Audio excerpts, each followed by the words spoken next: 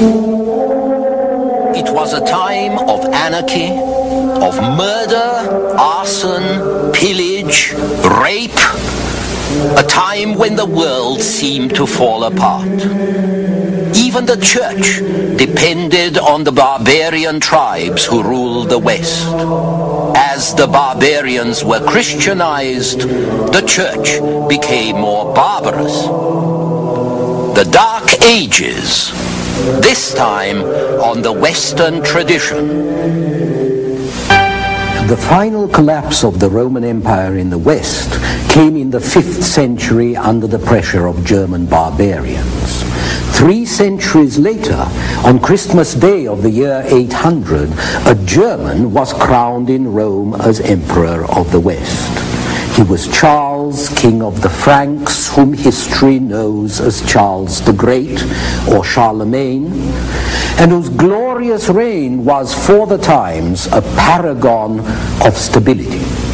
But the period in between those 300 years from collapse to coronation, this period is known as the Dark Ages, partly because we don't know much about it, and partly because it was just that, dark and bloody.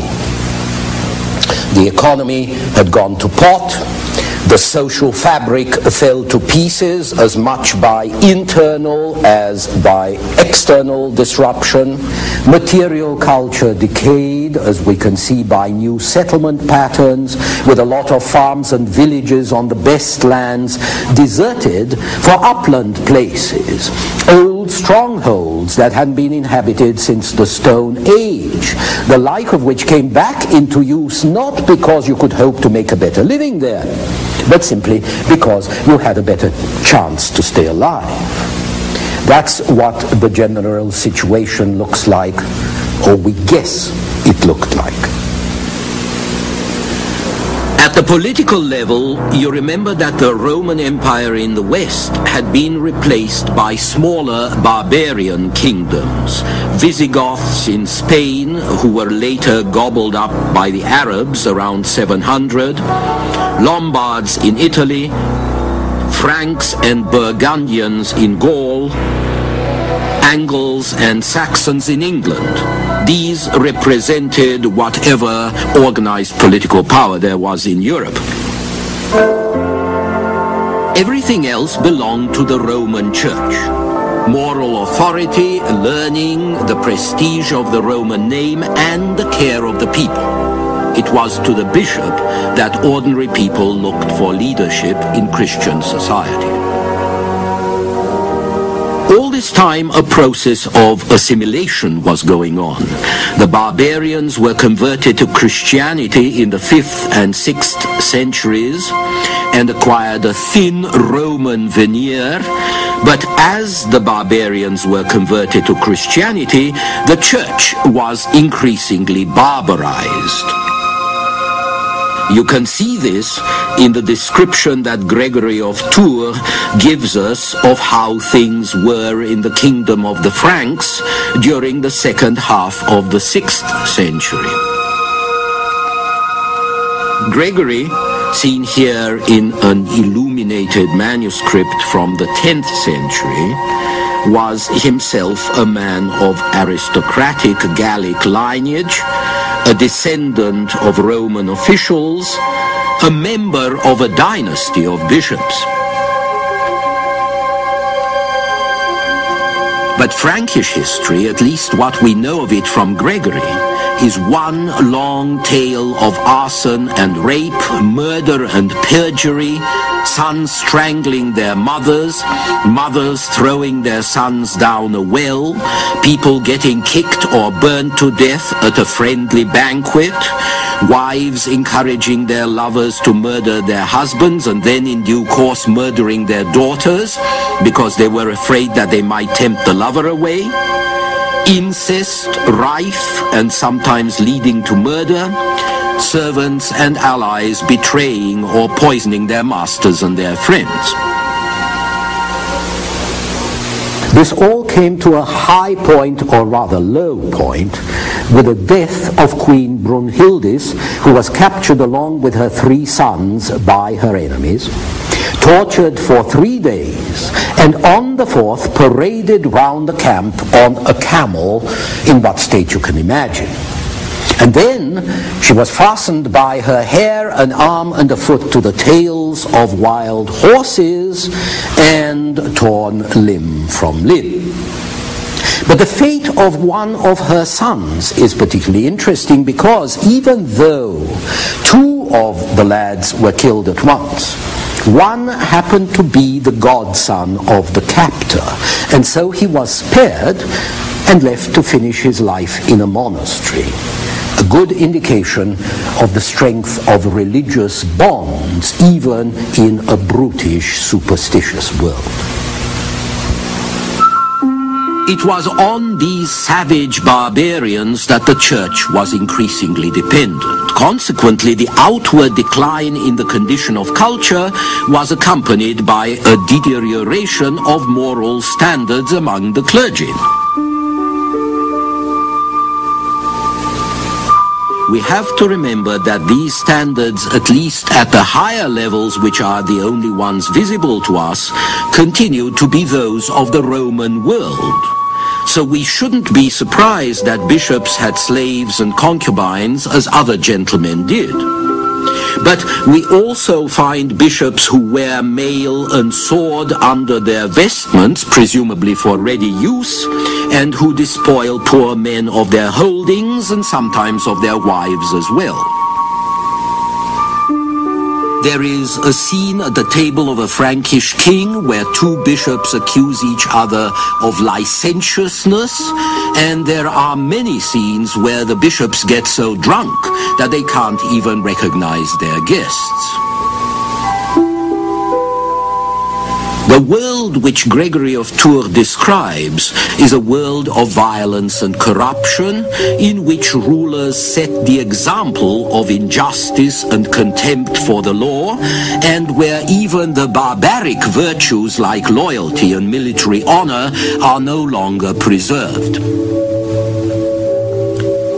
In such a world, religion was able to maintain its power only by the terror and the awe that its supernatural prestige sometimes inspired, and by the threat of spiritual violence, which it used to protect itself from the physical violence of barbarism.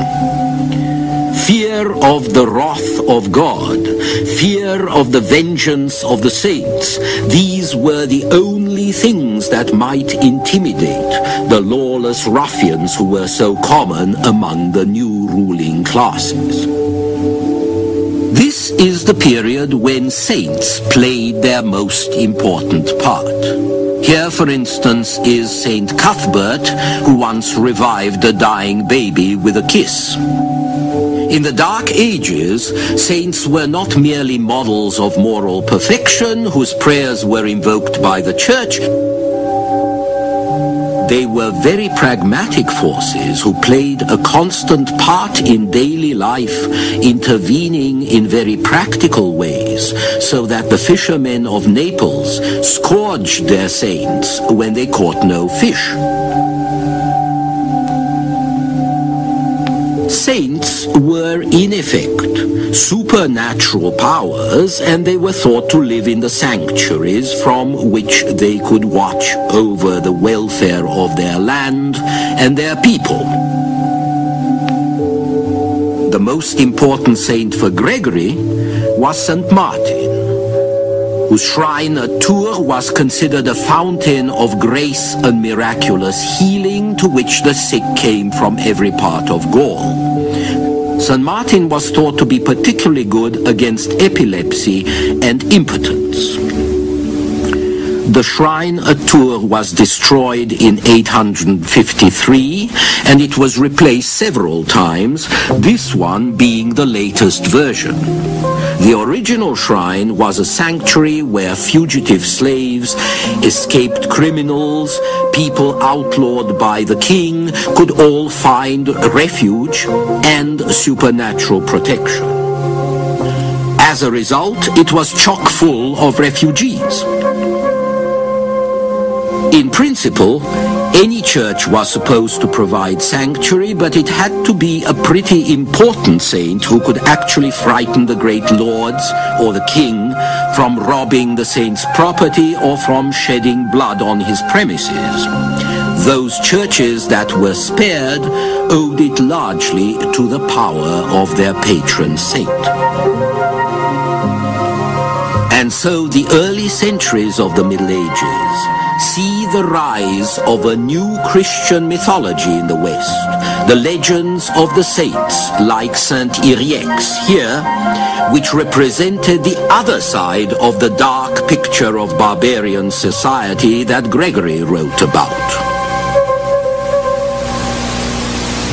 On one side, we see a world of violence and injustice which is sinking to destruction by its own weight. On the other side, there's the world of divine power and mystery in which man is freed from the harsh necessities of daily experience, where nothing is impossible because the saint can bring children back to life or provide food and drink, where every human suffering can find a remedy because the saint can heal the sick and feed the poor and even purify the guilty. Now, in this twilight world, it was inevitable that the Christian saint should acquire some of the features of the witch doctor on the one hand and the demigod on the other, that his prestige should depend upon his power as a wonder worker, and that men should appeal to him very much as they used to appeal to the family gods or to the local gods of the ancients, as a patron of the family, as a patron of the community. It was only in this world of Christian mythology that the vital fusion of the Christian faith and ethics with the barbaric tradition of the new peoples could have been achieved. It was obviously impossible for peoples without any tradition of philosophy, without any written literature, to assimilate directly the subtle, profound theology and metaphysics of the great doctors of the church. The barbarians could understand and accept the spirit of the new religion only when it was manifested to them, obviously, visibly, in the lives and the acts of men who seemed endowed with supernatural qualities. So the conversion of Western Europeans was not achieved so much by a new doctrine as by a new power that impressed them and subdued them. The Christian missionaries themselves were powerful personalities, brave, hardy, inspiring enthusiasm and trust. And there were women saints as well as men. Walburga, who practiced medicine among the Saxons and who is remembered on the night of May the 1st, Walpurgisnacht.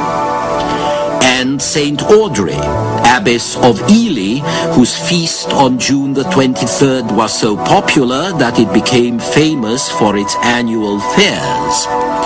The cheap trumperies and necklaces on sale there gave the name to tawdry. Women also played an important part in the conversion of the pagans at the political level. In 496, a Catholic princess of Burgundy, Clotilda, married Clovis, king of the Franks, and helped to convert him to Christianity.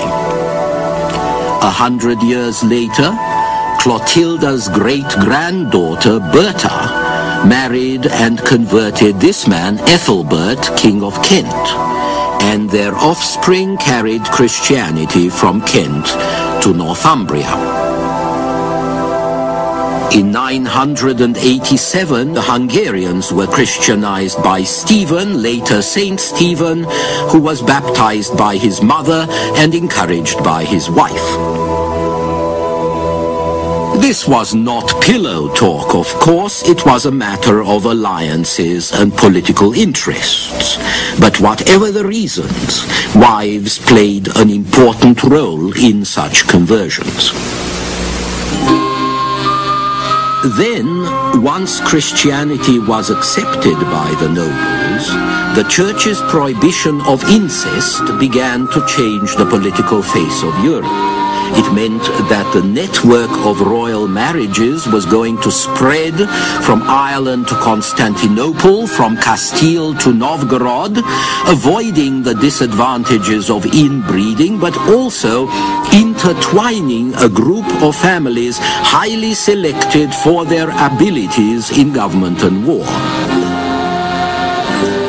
And the Church's prohibition of polygamy meant that, theoretically at least, bastards were excluded from succession to the throne. Now, it took a long time to convince the ruling classes to abide by such exclusions. Still, gradually, it would no longer be necessary to murder all your brothers to be safe. Succession to the throne was clarified and stabilized, all of which had its uses. The main thing, however, is that the Western Church did not come to the barbarians with a civilizing mission or with any promise of political and social progress. It came with a tremendous message of divine judgment and divine salvation. Humanity was born under a curse. It was enslaved by the dark powers of cosmic evil. It was sinking ever deeper under the burden of its own guilt. Now, this was obvious enough, and it was only by way of the cross. It was only by the grace of the crucified Redeemer, or better still, of Christ in majesty, that men could extricate themselves from the damned mass of unregenerate humanity, could escape from the wreckage of a doomed world. The world was falling to pieces, it was coming to an end, and so it was natural for Christians to turn their eyes to the other world, to the eternal city rather than to an earthly one, and to the Church, which offered the only avenue towards it. The argument was so convincing that while chaos continued and increased in the Western world, all the activities and the aspirations that we call cultural were concentrated in and on the Church, the tradition of Latin culture, the patterns of Christian life were not going to be preserved or developed in the cities which fell more and more into ruins, but in monasteries. And the monks would become not only the apostles of the West, but also the founders of medieval culture. Men and women withdrawing from the world to find salvation as isolated hermits or in small communities were not a new phenomenon. Christians had begun to do this in the Egyptian and Syrian desert from the 3rd century on. But this sort of thing is easier to do in Egypt, where you can go and dig a hole in the sand or build a little hut out of reeds, out of mud, and doze through most of the day. It's easier to do it there than it is further north in Germany or France, or even just across the Mediterranean in Italy, where winter can be very cold. So harsh climates posed a problem to the monastic life, and so did discipline, given the chaos around.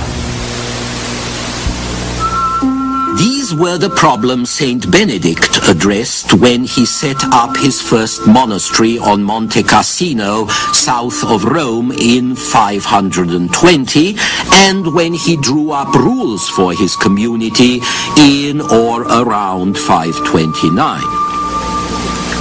The Benedictines may be taken as typical of all the older monastic orders. They took a lifelong vow to observe obedience, poverty, and chastity.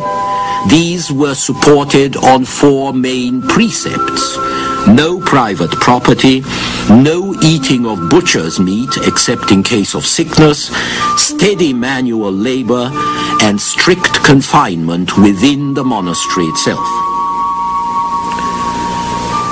Benedict recommended 3 or 4 hours a day to be spent reading devotional books, although he made allowance for those who couldn't read. But everybody had to spend 4 or 5 hours a day in prayer and religious services. This public prayer became increasingly important as time went on, and the average monk did less and less manual work and concentrated on praying for his fellow men. So by a curious paradox, the monk who abandoned the world to save his own soul found that one of his major tasks was the job of interceding with heaven on behalf of his fellow men.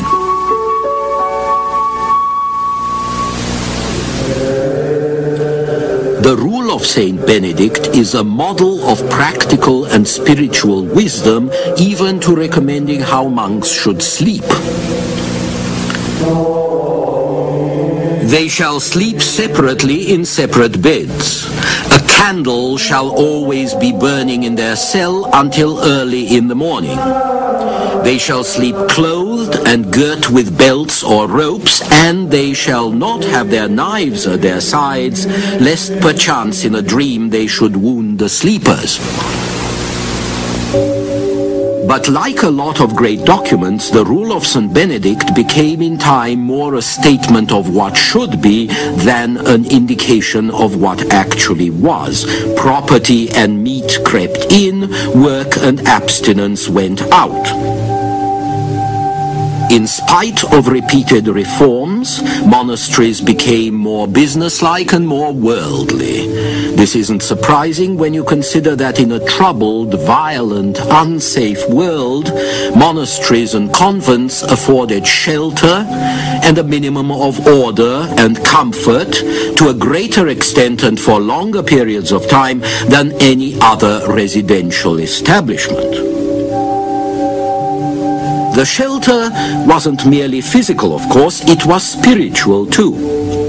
Men and women crept into monasteries out of the cold, chilled to the marrow by the wickedness and wildness outside, envisaging the cloister as a refuge where they could keep warm in the faith. They could also maintain what bits and pieces of civilization were left, copying and illustrating old manuscripts when they weren't scraping them off to make room for something else. And they could spread the Christian message by missionary work, not just by sending out fiery preachers, but by example. Monasteries were sited in rural areas, and it was the monks who converted illiterate and heathen peasant populations, and who also probably introduced agricultural and technological improvements that were going to change the quality of life all over Europe. The Dark Ages must have been incredibly dismal, with raids and counter-raids, ambushes, robberies, murder, looting, kidnapping, torture, and drunken brawls ending in bloodshed, and hands and ears and noses cut off, which was considered a more Christian treatment of criminals or enemies than putting them to death. But through all this, life went on. In burghs and monasteries and fortified manors, people maintained a minimal security. Merchants traveled on the old Roman roads. They were robbed once and twice, but they went on trading. Above all, men and women went on sowing, harvesting, driving the pigs into the forest, driving the cattle out to pasture to feed themselves and their masters as best they could. Next time we shall see how the Dark Ages came to an end, although not the darkness. Even the Dark Ages were not uniformly dark. There were attempts to restore productivity and order. There was the brilliant success of a Frankish king crowned in Rome as Emperor of the West. But what looks exciting to us today must have been hell to live through. The age of Charlemagne, this time on the Western tradition. Last time we ended on a rather bleak note. We were in the Dark Ages, that dismal period between the 6th and the 9th centuries when violence and corruption, both physical and spiritual, were endemic in Europe. But of course, history is never as neat, let alone as linear, as we like to think. At the grassroots level, great things were also happening in the Dark Ages. Historians disagree about the exact date, but sometime between the 6th century and the 10th century, a new heavy plough with wheels began to replace the old light plough that had been used for thousands of years. The new plough dug deep and turned over furrows instead of just scratching the topsoil the way Mediterranean ploughs did and often still do. About the same time, a new method of planting came in, more complex rotation systems like the triennial system that left one field fallow once every 3 years to recuperate its powers. That way sheep and cattle could feed in the fallow fields and then on the stubble left in the planted fields after they had been harvested.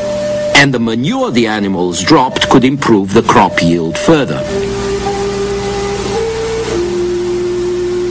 Productive power was increasing in other ways too. This is a medieval flour mill which was made possible by the appearance of the crank sometime during the Dark Ages. The crank, which is the most important motion transmitting device after the wheel, now turned grindstones and hand mills and pulleys. This was also when water power was harnessed by water-driven mills to grind grain or cut logs, and when the use of animal power was immensely improved. The ancients had been terribly inefficient in their care and use of farm animals. They had no nailed shoes, which meant a lot of broken hooves and a lot of beasts limping around. And they had only a yoke harness, which was all right for oxen, but not very good for horses.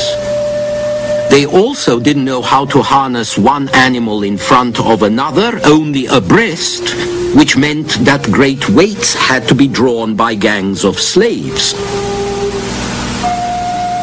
By the 9th century, however, the development of nailed shoes, the tandem harness, horse collars, meant that one team could pull 3 or 4 times the weight that a Roman team could manage. It created a new supply of non-human power at no extra cost, doing for the 10th century what the steam engine was going to do for the 19th century. With this increase of productivity among North European peasants, the economic center of the continent shifted from the shores of the Mediterranean, where it had been for many centuries, to the great plains between the Baltic and the North Sea and the English Channel. Amid disorder and violence, despite disorder and violence, there was more food, there were more people, there was more activity. North Europeans were also going to surpass the people to the south in power. The extra wheat and meat the northerners produced made them bigger and stronger. The extra oats they grew permitted them to breed and feed larger horses and to build up a heavy cavalry that could use another new invention, the stirrup, which let you sit firmly in the saddle and allowed you to charge with a lance without falling over. From the 8th century on, these new heavy-armed, heavy-armored horsemen were going to be the tanks of the medieval battlefield, stopping the Arabs at Poitiers in France in 733. Now, this increase in power was especially important because history is really about power. Who gets it, who keeps it, who uses it, who loses it. You cannot have society without power, or culture, or art. And power is about numbers of people, but also about productivity and metals and money. After all, there are more goods available if you have cheaper and more efficient ways of producing them. More goods make it easier to fight wars and to win them. And so you see, the military-industrial complex is nothing new. The traditional metal of war is iron. Since the time of the Assyrians, the army with the most iron tends to win the war. The early Middle Ages were going to see a serious increase in the production of iron and the number of foundries. Iron continued to be pretty expensive, but there was more of it in Northern Europe than around the Mediterranean. And then in the 9th century, iron became available for uses other than weapons. Spade tips, plough parts, ordinary tools, when new iron mines were opened that made the metal cheaper. The brilliant success of one tribe, the Franks, was based on this new advantage in productivity. For them, as for most German tribes, war was a national institution, almost their main trade. The most important Frankish king was named Charles. History knows him as Charles the Great, Charlemagne. And he was simply the most successful representative of this warlike enterprise. He inherited the Frankish kingdom from his father, Pepin the Short, and proceeded to enlarge it. From the 770s to his death in 814, Charlemagne campaigned ceaselessly and successfully from Spain and Italy and Dalmatia to Germany and Bohemia. Charlemagne was also an able statesman who provided his dominions with fairly effective administration, based on literate clerks and on tough, illiterate royal officials, military commanders with territorial responsibilities, called by titles that still survive today. Dukes, from the Latin dux, meaning leader or commander. Counts, from the Latin comes, a trusted companion of the king, and margrave or marquis, who was the person in charge of border provinces, the marches, the march. Charles was operating in a society that produced relatively little surplus.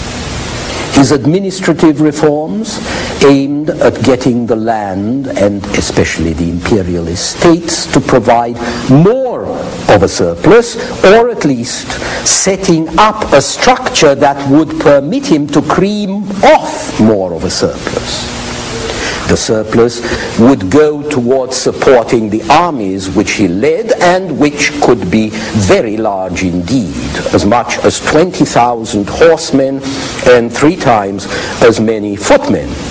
Now, if you think just how many oats you need to feed that many horses, how many wagons you need to carry the grains and other supplies, how many supplies you need just to prepare the army for moving out.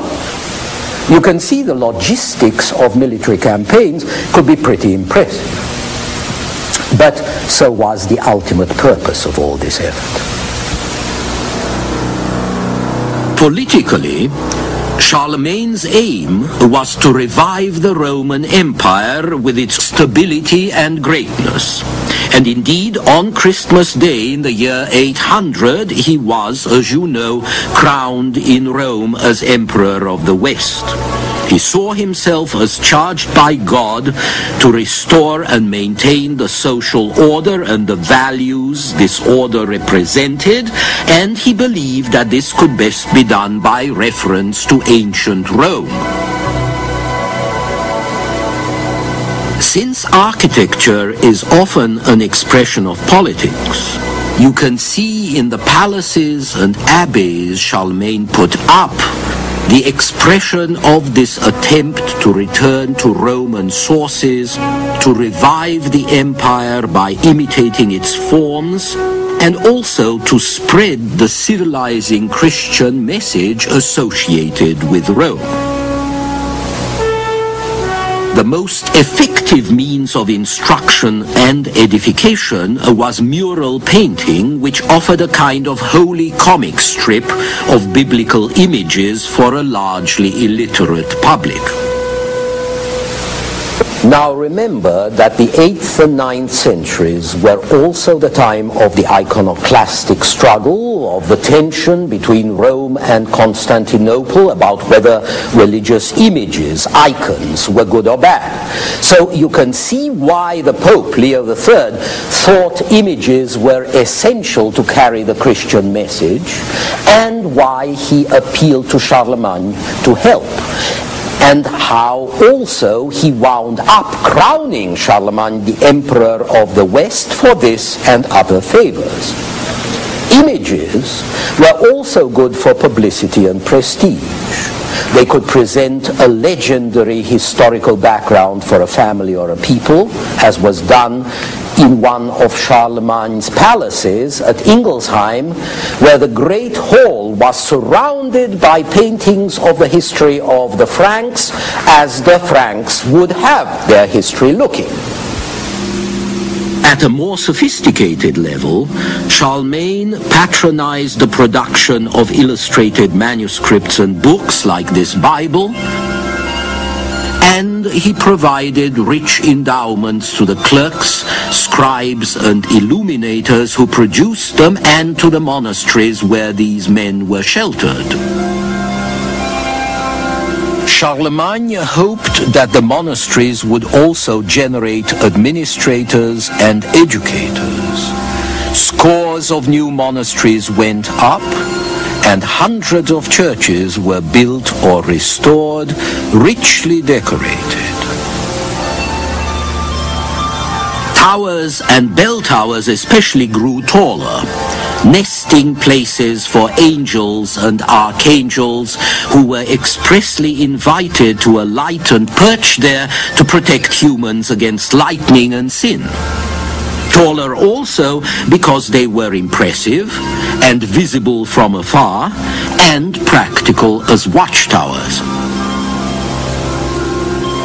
Watchtowers were going to be needed soon because a lot of the new buildings were going to fall within a generation or two. Most of the great monastic foundations disappeared in the time of troubles that followed the death of Charlemagne.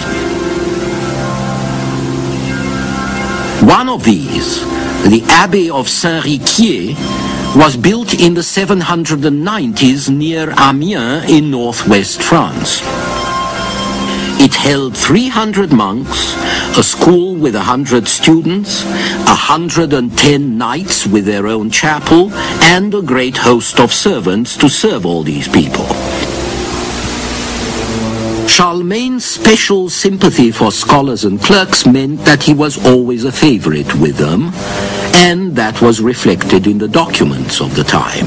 But Charlemagne's reign was not based on intellectual pursuits or scholarship. It was based on war, on violence successfully exercised, as was the entire Carolingian dynasty of Frankish kings, which ruled for 2.5 centuries from the time of Charlemagne's father to the year 987. But when Carolingian civilization could no longer meet violence with superior violence, it foundered. Charlemagne wanted to be a Roman emperor in fact as well as name, but he died in 814 like a Frankish chief, dividing his lands among several legitimate sons. It could have been worse since he had hundreds of bastards. Charlemagne's successors were incompetent and divided. After 820 or so, Norsemen, Hungarians, and Saracens brought even worse horrors to Europe than had been suffered in the centuries before Charlemagne. Saracen is simply the Byzantine word for a Muslim Arab. Westerners borrowed it to describe the Muslim enemy that kept pushing north across the Adriatic, the Mediterranean, and the Pyrenees. The Saracens raided into the Alps and into central France. They even sacked Rome in 845, but that was becoming a tradition. Everyone who was anyone had to sack Rome. Although the Hungarians never managed to get that far, they did spread terror throughout the rest of Europe. Hungarians were a Turkic people from the Eurasian steppes, and they displaced the Huns from what is now Hungary. They ravaged to the walls of Constantinople, all over Germany and France, as far as Burgundy and the Rhone Valley, and well down into Italy. They were the scourge of Europe until defeated and converted in the second half of the 10th century. As a matter of fact, our word for the gigantic, hungry ogre whom a lot of fairy story heroes meet and defeat derives from the word for Hungarian, Hungar or Hongre. But the main threat to Western Christendom came from Scandinavian pirates and invaders, the Northmen, also known as Norsemen or Normans. They were also called Vikings, perhaps after the narrow channel between Sweden and Denmark, the Vik. The Viking danger was not new. It had been staved off since 800 or so by Carolingian diplomacy, busy missionary activity, and, of course, arms. When the successors of Charlemagne started to fight each other, Viking attacks on their kingdoms became more serious. In 845, a Danish king destroyed Hamburg, which was at the time the northernmost outpost of Christian civilization. In the same year, Paris was sacked, and the King of France, Charles the Bald, paid a heavy ransom to the Danes to get them out again until next time. But these disasters were only the prelude to the main Viking attack on the west, which began around 850 and continued without a stop for the next 50 years. During these years, it wasn't any longer a question of isolated pirate raids, but of skillfully planned invasion by highly organized professional armies that didn't just want plunder, but sought conquest and settlement. Year after year, Norwegian and Danish Vikings launched campaigns against Germany, the Netherlands, England, France. They defeated what armies the kings could gather. They could take and sack almost any town or abbey in their way, and few places were safe from their swift, shallow draft ships and their heavy swords. Swedish Vikings also penetrated the lands east of the Baltic along the Dnieper and the Volga rivers in the 800s. The name of the land we call Russia comes from the Finnish name for these Vikings, Ruotsi, or rowers. They were going to melt into the Slav populations. But their expeditions provided an essential link between the West and the Eastern Roman Empire, between the Baltic and the Black Sea and the Caucasus. In the West, however, Viking colonies were set up during the 900s throughout the Atlantic islands, in England, Ireland, Iceland, Greenland, with some landfalls on the North American continent. Most important, though, was the settlement in the lower valley of the Seine that would become a buffer state between French territories and other raiders. This became the Duchy of Normandy, and in due course its rulers managed something the other Vikings never had, the conquest of England in 1066. Still, for 300 years, until Christian kingdoms were established in Scandinavia in the 11th century, Viking destruction continued because this is what the Northmen did best: sail, fight, and rob. But the robbery was often part of a larger enterprise, trading. Like Phoenicians or Greeks, the Vikings were merchants as well as pirates. Like the Assyrians, their pillaging raids and wars also redistributed wealth. Indeed, it's quite likely that their major role was to release wealth stored in Western treasuries and put it back into circulation. They stole from the monasteries, and they used the silver to buy land to settle on or to equip ships to trade with. And so the Vikings probably did a lot to reopen internal commerce in Europe and contributed to the beginning of economic revival from the doldrums that they themselves had helped create. In the meantime, however, they destroyed a great deal and killed for the fun of killing. It's of these years that a chronicler of 884 wrote, "The Northmen cease not to slay and carry into captivity the Christian people, to destroy the churches and to burn the towns. Everywhere there is nothing but dead bodies, clergy and laymen, nobles and common people, women and children. There is no road, there is no place where the ground is not covered with corpses. We live in distress and anguish before this spectacle of the destruction of the Christian people." These terrible years also witnessed the final collapse of the Carolingian Empire. The failure of the last attempt of Charlemagne's successors to rally the united forces of the West around the surviving representatives of the House of Charles, this failure was followed by a new alignment of power. The new successful leaders were not the weak kings. They were local leaders who maintained a bit of order and who organized resistance against outside attacks. Eudes, the Count of Paris, or Rollo and his descendants in Normandy, or Henry, the Duke of Saxony, and his son Otto, who finally beat the Hungarians to a pulp. These new princes derived their authority from their military leadership and from their power to protect their country. And indeed, a series of victories by the mid-900s would mark the turn of the tide. Much suffering was still in store for the West, but the worst of the horrors had passed, and the survival of Christendom was secured, as we shall see next time.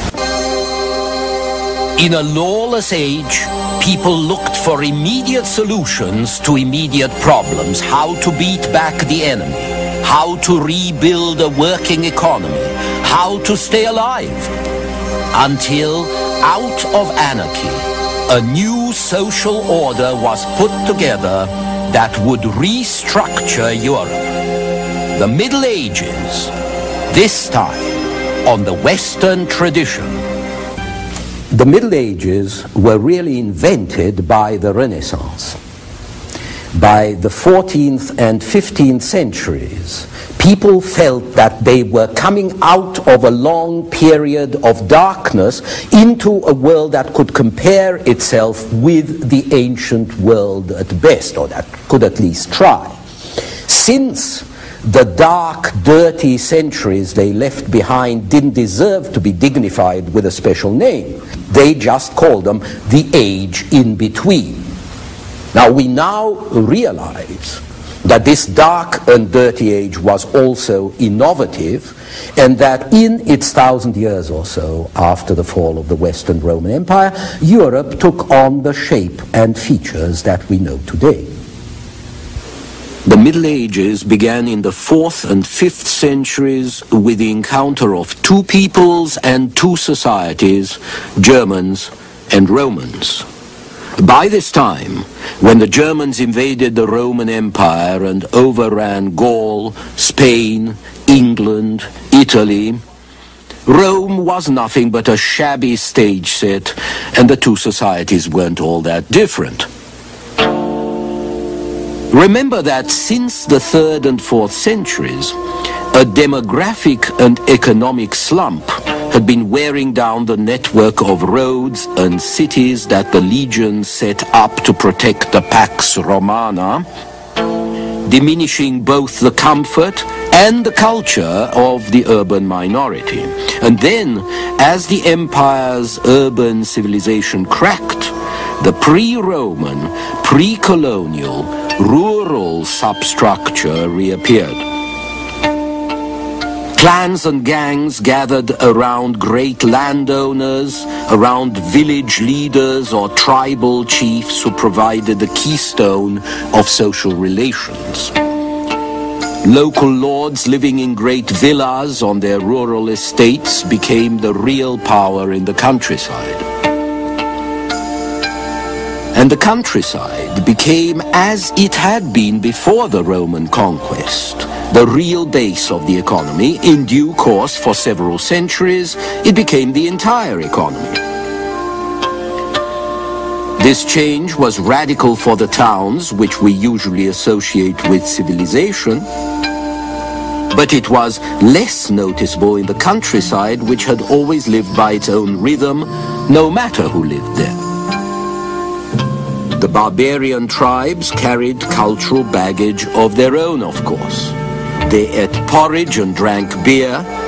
They were more warlike, less disciplined, more inclined to individual freedom, and more abstract in their art forms than the people of the Western Empire. These people ate bread, drank wine, used cash, and built with stone. But that didn't stop the barbarian leaders from taking over some of their villas, and some of their cities too, and from adopting the finery of a dying civilization. At the core, the two societies of invading barbarians and of natives, the two societies were pretty similar. Both were rural, both owned slaves, both were dominated by strong aristocracies of almost equal brutality. And just as the aristocracy of Gaul had become Gallo-Roman after the Roman conquest in the 1st century BC, in the same way, a bit of Gallo-Roman civilization rubbed off on the German aristocracy in the 5th and 6th centuries, and a lot of Germanic barbarism rubbed off on the Gallo-Romans. So there was some integration between the two groups, especially at the top. But it was chiefly an integration downward towards the lowest common denominator. The economy was primitive, what you might call an agro-military economy. Production was at the subsistence level, and the only real source of profit was armed robbery and pillage. So the economic impetus provided by new inventions like the yoke, the heavy plough, and the crank resulted in better armed tribes, better able to build new states. The Saxons in England, Lombards in Italy, Franks in Gaul, and of these states the most prestigious and the best known was the Carolingian Empire, which Charlemagne brought to its apex. But what was the Carolingian Empire really? A clan or village chieftainship writ large with universal pretensions. This remarkable object is Charlemagne's sarcophagus. In fact, throughout the Middle Ages, talented and astute war leaders would increase their power by war. Then they would die, leaving their whole house of cards to come crashing down because their heirs couldn't hold it up. Even Charlemagne's empire fell apart this way. Every spring throughout Europe, a king would call on his lords in their manors to follow him to war. That is, to join on plundering expeditions that went further and further afield. Most of the king's revenues didn't come from taxes. There were no tax collectors. Instead, they came from robbing the subjects of other kings or robbing lords outside his realm, and that's how the lords' revenues were raised too. The basic food and fuel of the kings and lords and everybody else on top, the knights, bishops, priests, came from the land, came from the peasants who worked the land. But that was just to live on. It didn't pay for weapons or luxuries or spices. Those had to be financed by the successful exercise of violence. This perfectly functional economy, especially if you liked hunting people and animals, turned on personal relations, on personal service, loyalty, obedience. It was all based on the exchange of gifts and services. I give you protection, you give me service. I give you service, you give me my keep. I give you land, you fight for me. It was a two-way movement. Up from the bottom, the weak sought the protection of someone powerful. Down from the top, the strong looked for men to work or fight for them. And it became increasingly obvious that of all the arrangements in which one man was subordinate to another, the highest, the most honorable, was to serve with a sword and a lance and a horse. Such a servant, bound to his master by all sorts of solemn oaths, was a vassal or liege. And this relationship was the basis of the feudal system which developed and reigned all over Europe throughout the Middle Ages, and which did not really disappear in many parts of Europe until the 19th century. In a period of chaos, any man might be a fighter, but not every man could be one. For one thing, not everyone was cut out for it. For another, equipment was expensive. A helmet was as expensive as 3 oxen, and a horse was worth 18 to 20 cows. Then again, it took a long time to learn to handle a horse efficiently in combat and to fight in heavy armor. A Carolingian proverb says you can take a lad in his early teens and make a knight of him, but later, never. By this time, around the end of the 8th century, the heavy cavalryman had come to be recognized as king of the battlefield. The stirrup enabled him to charge infantry and bowl them over, or to rise in the saddle and hack away with a sword. The heavy armor protected him from infantry weapons, The horse enabled him to wear the armor and fight in it without being excessively tired. And the horseshoe allowed the horse to cover a lot of ground with this heavy man on its back, even over rough terrain. It followed then that the cavalryman could swoop in suddenly, or he could get away swiftly, or he could hover around bodies of infantry that were too large to attack frontally and cut off their stragglers and ambush them when he chose to do so. All these advantages were realized by Charlemagne, who increased the proportion of cavalry in what had been a foot-slogging army. The value of cavalry would be emphasized further during the period of chaos, when the Carolingian Empire fell to pieces in the 9th century under the raids of new barbarians. More than ever, every man would be looking for a strong leader who could afford mounted men. Every leader would be looking for strong men who could fight on horseback. Only armed riders could beat back the Vikings, the Saracens, the Hungarians. But where were these expensive professionals to come from? Who was going to pay them? How were they going to be paid at a time when trade had decayed, currency was scarce or non-existent, and the supply of food itself was chancy? The answer was a set of relationships based on homage, one man belonging to another man, and on mutual protection.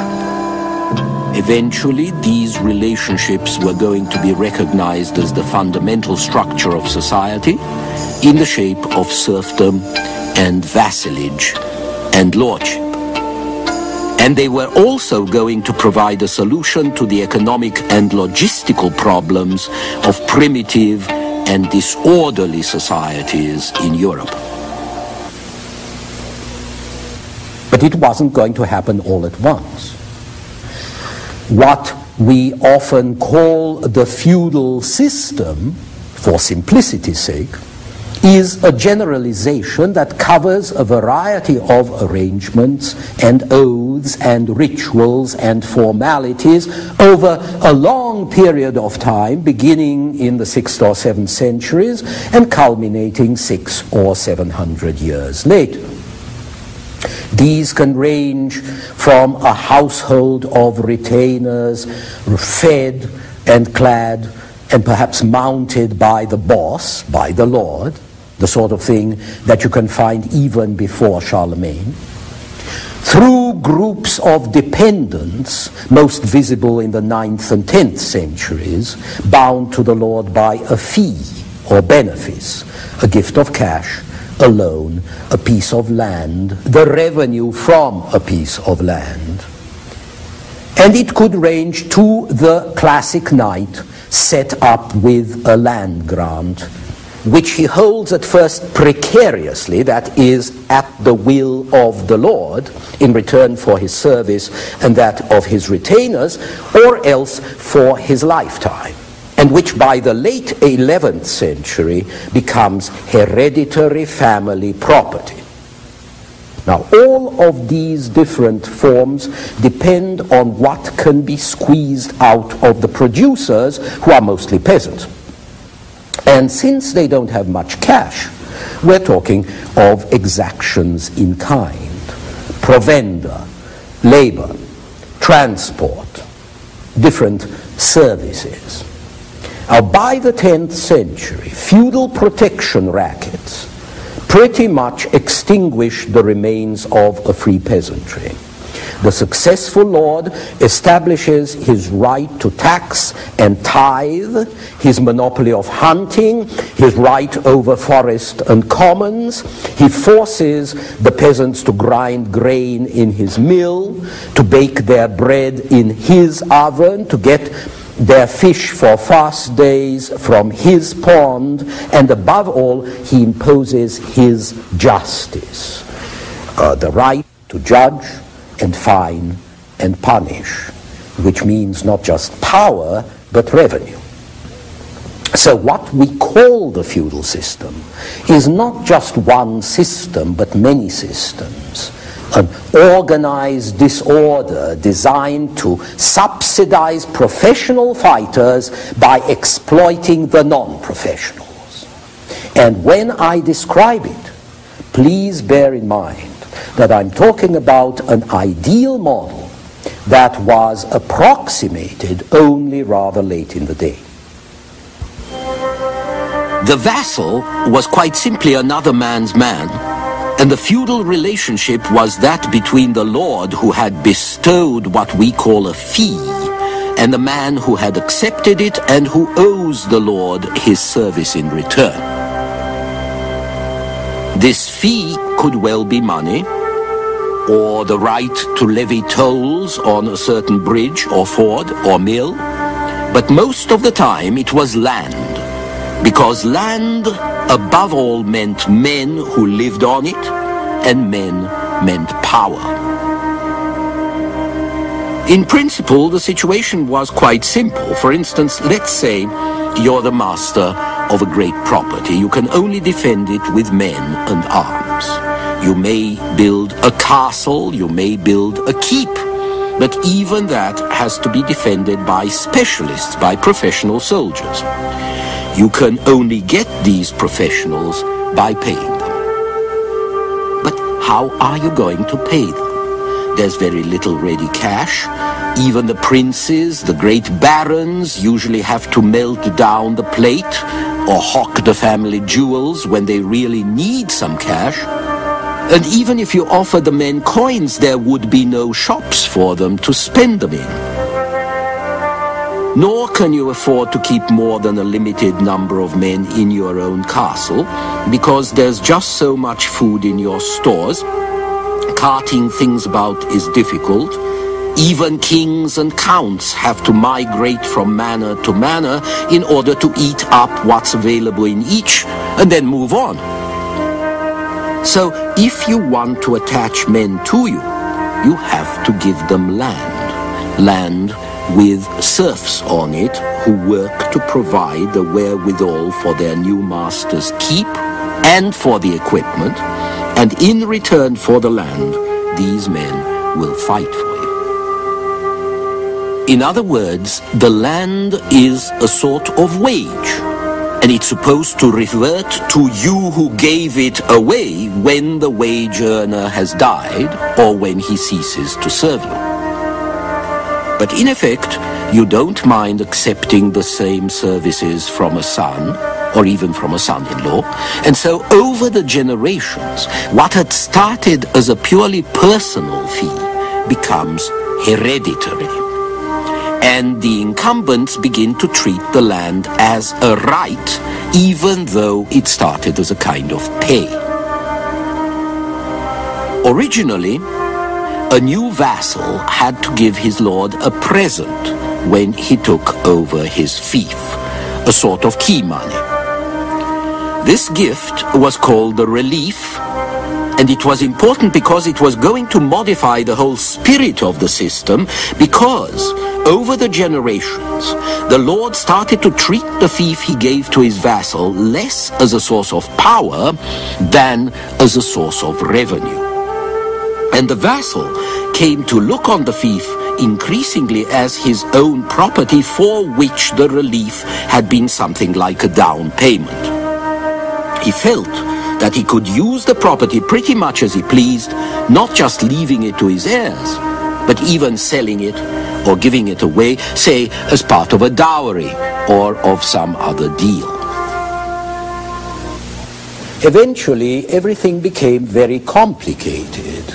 In principle, you were supposed to be the man of one lord only. In practice, however, you might be the man of several different lords, because you may have accumulated bits of land through inheritance or dowries or exchanges to round out your holdings. And you would be in a quandary if your lords fought each other, which was not unusual. So in due course, around the 11th century, the old homage in which a man put his hands between those of the Lord and kissed him on the lips, this became increasingly symbolic. What really counted by the 12th century were money fees, which shows that cash was coming back into its own. And then, 100 years later, we get contracts which spelled out the obligations of the contracting parties, and this was the beginning of the end. Remember that the feudal system had been elaborated to cope with the problems of an economy where money was scarce and broader social structures were fragile or non-existent.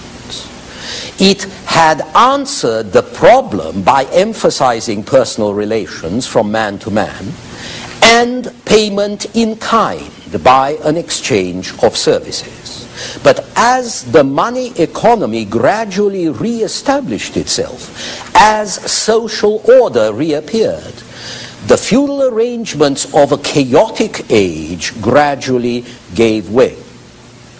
Despite attempts to adapt to new conditions, they became increasingly anachronistic. Something did remain of the feudal relationship, however, and that was the importance of personal relations and personal affections. And this intimate bond was so powerful that when the poets of southern France invented the idea of courtly love in the 12th century, they conceived the faith of the perfect lover on the model of the devotion of a liege to his lord. The perfect lover was the perfect vassal. He swore allegiance to his lady on bended knee, and the same gesture with the hands joined together, which was the gesture of homage, became the gesture of prayer, which it had not been before. In other words, you paid homage to God, the Lord above. Also living in the feudal system and writing all this down were the clerks and monks who were part of the system's power structure and crucial to its culture. They interpreted what was going on. They recorded events according to that interpretation. And they told the ruler what it was he was really doing as well as what he should be doing. This clerical enterprise had its roots in the Jewish Old Testament, and this, for example, is the coronation of David, and it had its roots in the Roman classics. It stressed that the ruler was appointed by God to carry out God's will on earth. And God's will was the public good. In this case, the practice of Christian virtues as determined by the Church and the application of Roman law. The king's task, then, was to lead the people to Christian salvation and, like the Emperor Augustus, to bring peace to the land, maintain order, and protect the weak and the poor. But this model invented by the clerics went against the reality of royal power. If you turned the king into a prince of peace, you diminished his own revenues and you weakened his hold on the lords, whose chief interest was war and loot. If you made the king protect the weak and the poor, you offered him allies who could give no support, and you put him on the opposite side from the nobles whose revenues came from exploiting the weak and the poor. The true masters in the Middle Ages were not the men of peace after all, but the men who knew how to fight and who had the weapons and the horses to do it. They built their keeps, or better still their castles, for local defense, and this means their own defense. It has been said that peasants could take refuge in their lord's keep. But in the typical keep, there wasn't room for refugees, for their cattle, for their wagons, and so on. The peasants did indeed live in terror of raids and pillage from outside, but when they had to look for refuge, they looked for it in the hills, in the woods. The lords furnished no refuge. They were simply in the protection racket. If a neighbor beat up their peasants or robbed them, they beat up his peasants and robbed them. And it was this role as protector that permitted the lords to appropriate an ever-growing portion of the peasants' crops. So here we have three classes taking shape, each with different interests and with different pressures: the lords and their violent retainers, the peasants and the clergy. We shall see how they worked together and how they struggled against each other next time.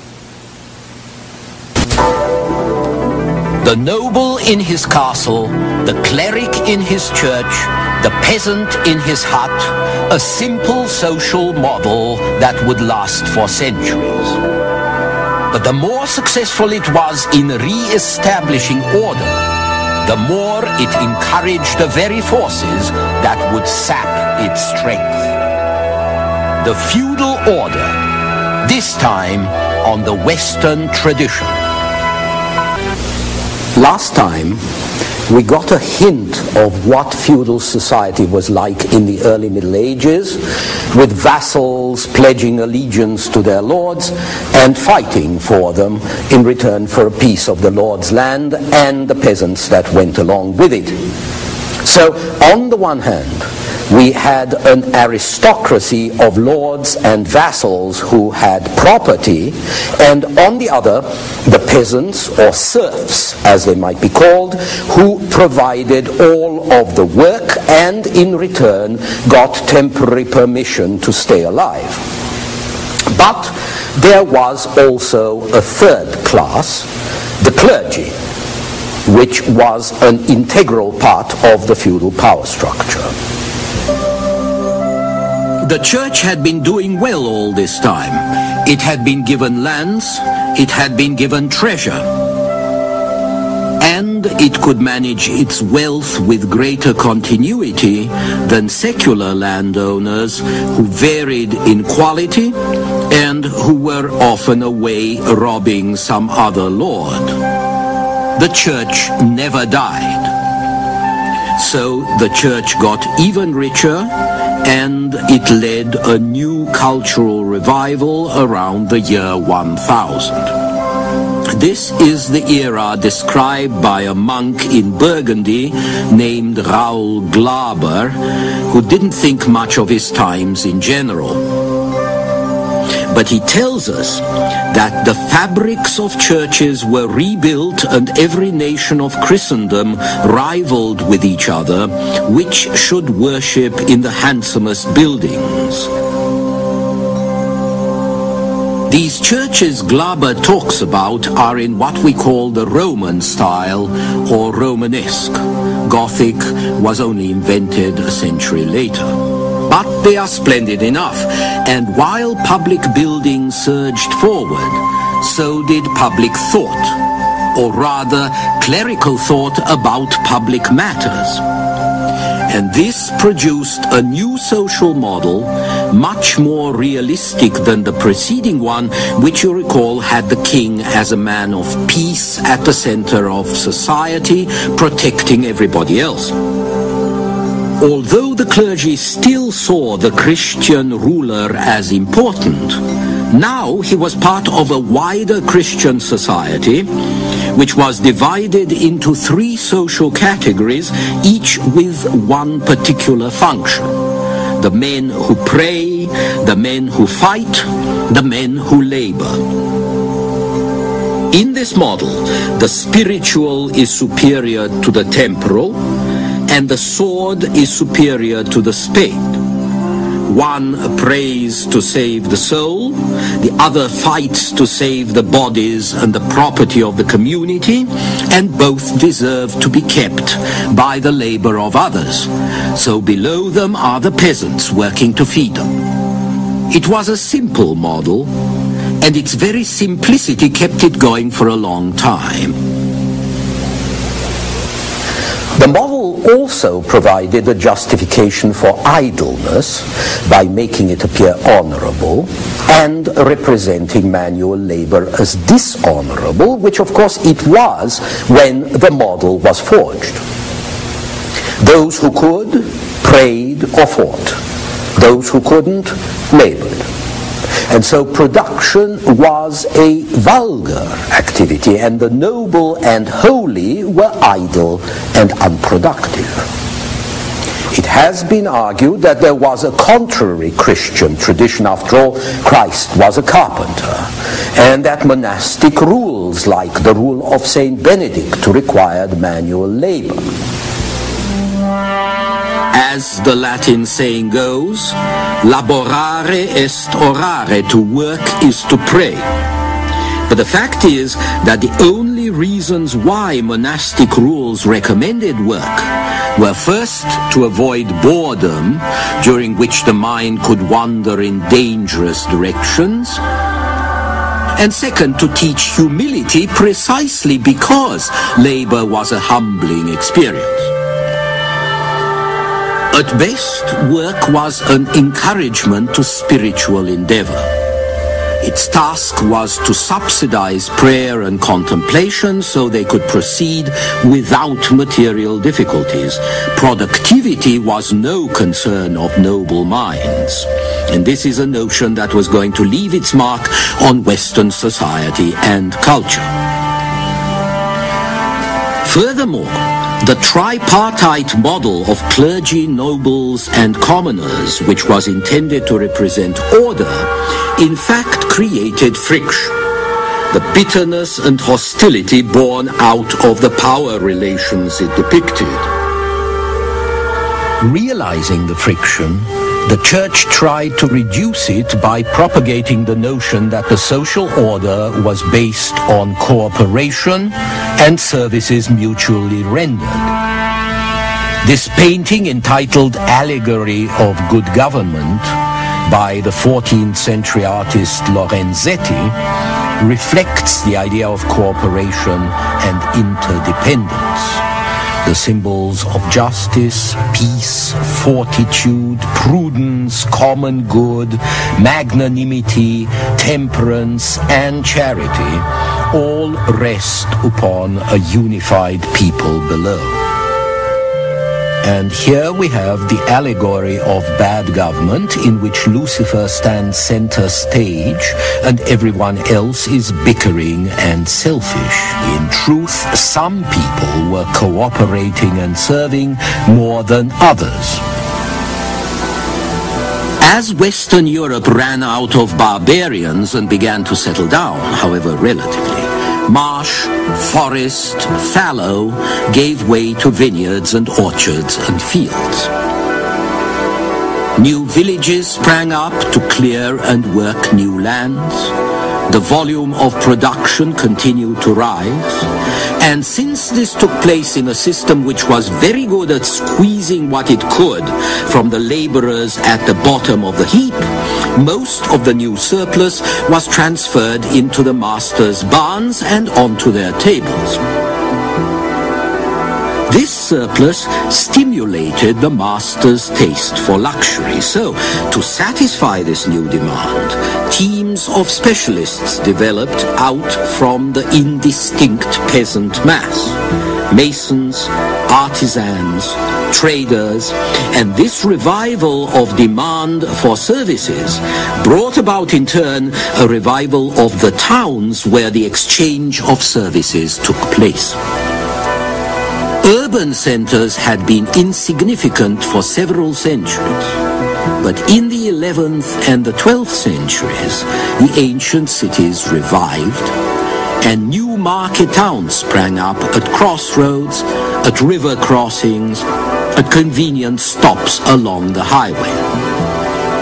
by the end of the 12th century, Western civilization had once more gone through a fundamental change. It had been rural for nearly 1,000 years. From now on, it was going to be dominated by urban centers. Everything was going to revolve around the towns: riches, power, and cultural creativity. Now, naturally, such a profound transformation had an impact on the model of the three orders and on the social relations this model tried to stabilize. Within each order, material progress complicated the social hierarchy. In the church, the urban revival emphasized the break between the rural monastic orders and the monasteries, and on the other hand, the urban clergy that grew up around the new town cathedrals. Among the aristocracy, the growing importance of the urban economy strengthened those lords who controlled the markets at the expense of those who lived in the country. But the greatest revolution took place not at the top, but in the third estate among the commoners. The lowest of the three orders had become increasingly multiple, increasingly diverse. Peasants continued to represent the immense majority, but even at the rural level there was more mobility, and some peasants had become better off than others. But the contrast was strongest in the towns, with their artisans, journeymen, and small traders, and especially with the merchants, who operated on a larger scale and who in some cases had become merchant princes.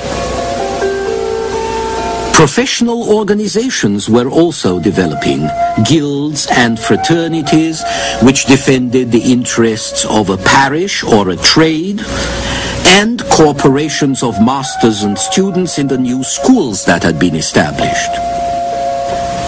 These schools started out first in Bologna and Paris, but they soon appeared in every large city, working under charters granted by the Pope or the Emperor or the King. The word university is simply medieval usage for such independent corporations. But with all this change came more conflict. Typical of the struggle between the old order and the new forces was the agreement signed in 1215 between John, King of England, and his barons. An agreement that has come down to us as Magna Carta or the Great Charter.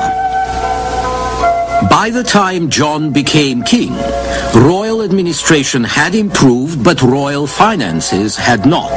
So John taxed the nobles, the clergy, and the cities. He encroached on their privileges, and by sending out his officers to tax, he brought the kingdom to the verge of civil war. The only way to avoid a conflict was by an agreement which spelled out the rights of free men, especially barons, of course, and of clergy, but also of towns and merchants. This recognition of new interests was significant, even though nobody took the charter very seriously at the time, because feudal agreements were always breaking down.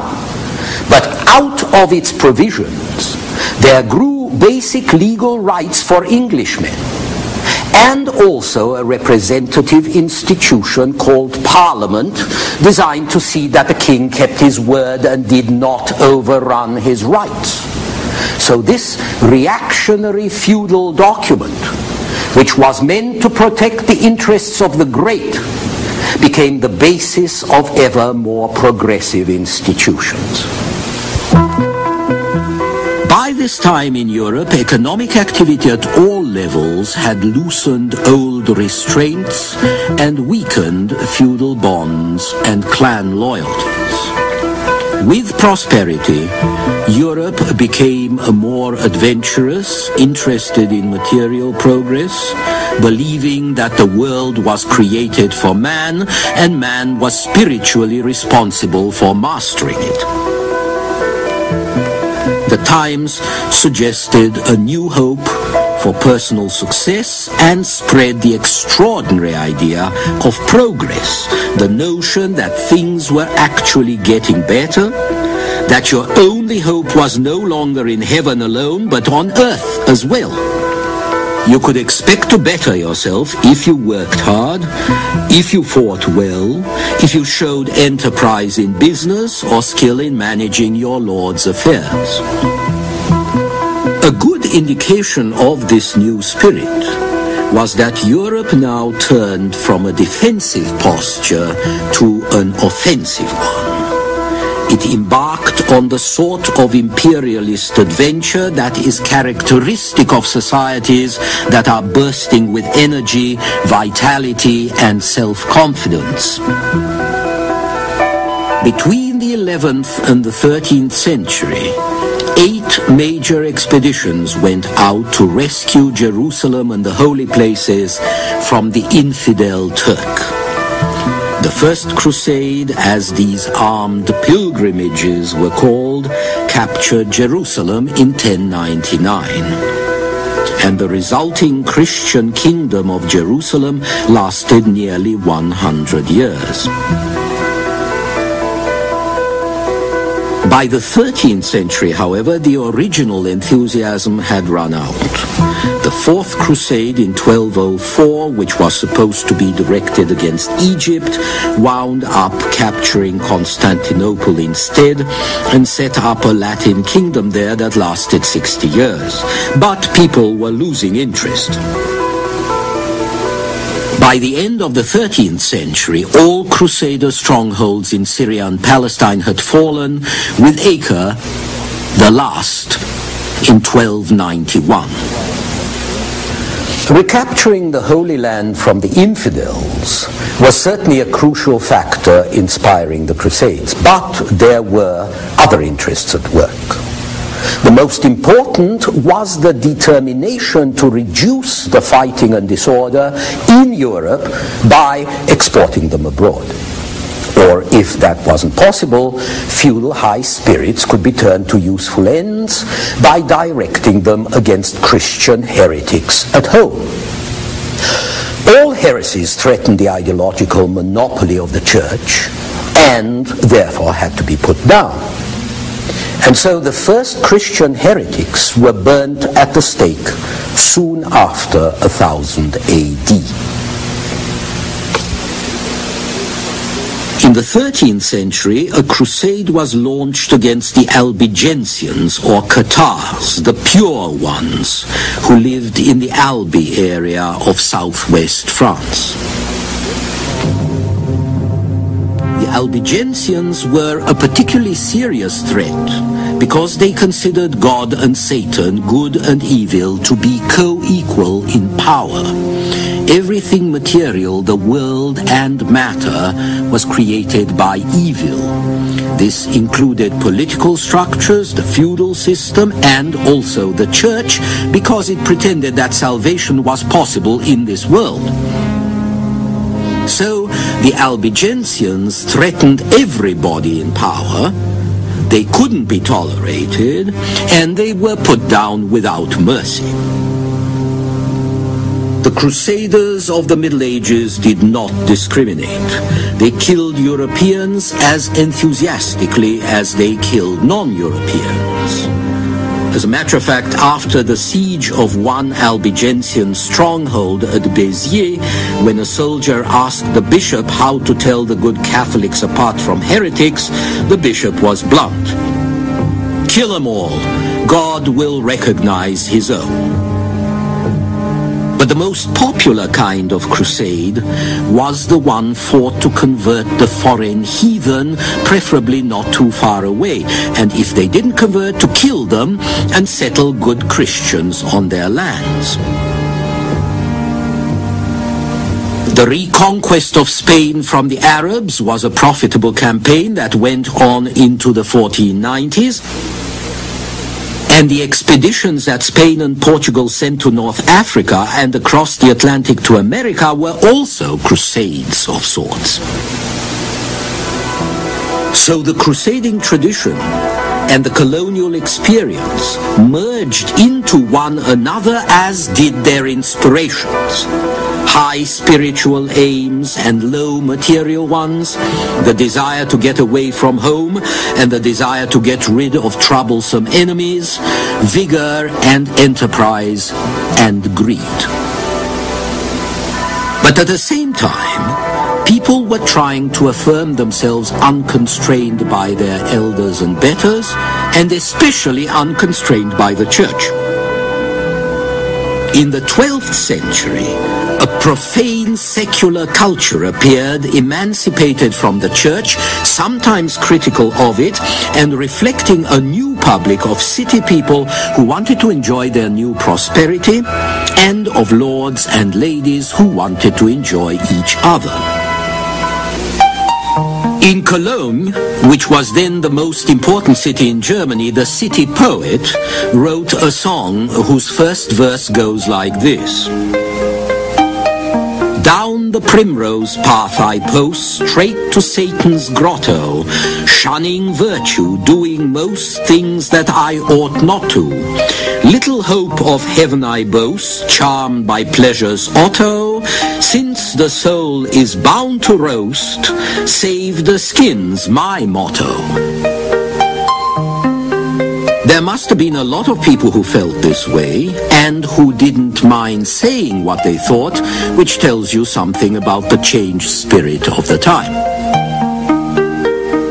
There were also new games of love, which may not have been serious, but which do suggest emancipation from the religious beliefs of more constricting times, and also gentler habits, a rediscovery of manners, and gallantry. Everything we describe as chivalry. A good example of this is a well-known romance of the time. Around the year 1200, somewhere in France, a troubadour, a traveling poet and singer, created the love story of Aucassin and Nicolette. Aucassin, the son of a count, loves and wants to marry Nicolette, who is a captive maid of no apparent station, just bought back from the Saracens. Aucassin is told that he must marry a girl of his station, the daughter of a king or of a count, and if he makes Nicolette his mistress, then he will never enter paradise but go to hell. And this is what he answers. What have I got to do in paradise? I seek not to enter there, provided that I have Nicolette, my most sweet friend, whom I love so much. For none go to paradise except such people as I will tell you. Old priests go there, and old cripples, and those maimed wretches that grovel all day and all night before the altars, and those folk clad in old threadbare cloaks and in old rags and tatters, who are naked and barefoot and full of sores and die of hunger and thirst and cold and miseries. These go to paradise. With them I have nothing to do.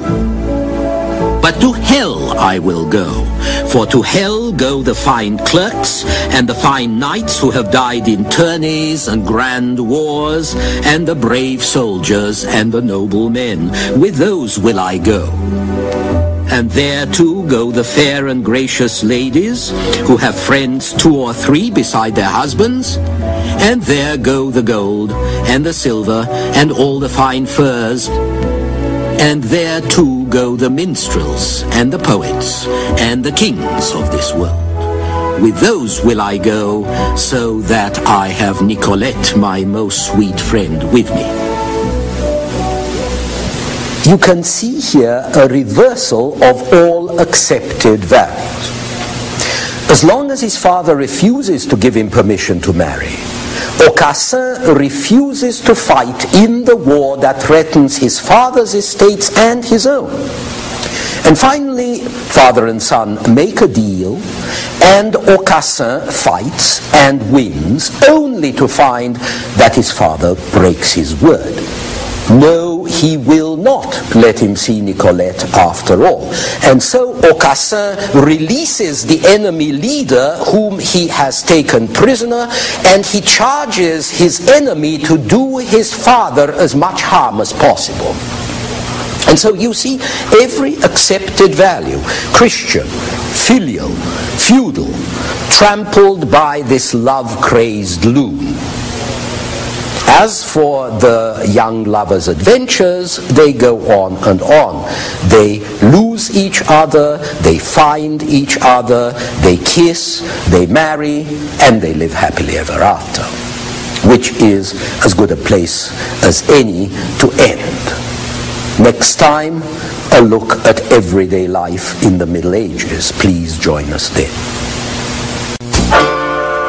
It was an uncomfortable world, hungry, cold, dangerous, where the Black Death reigned and underfed masses dreamed of plenty.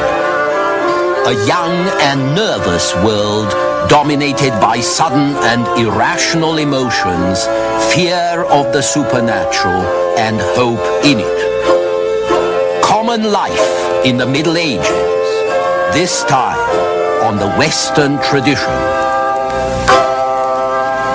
If cats could write history, their history would be mostly about cats.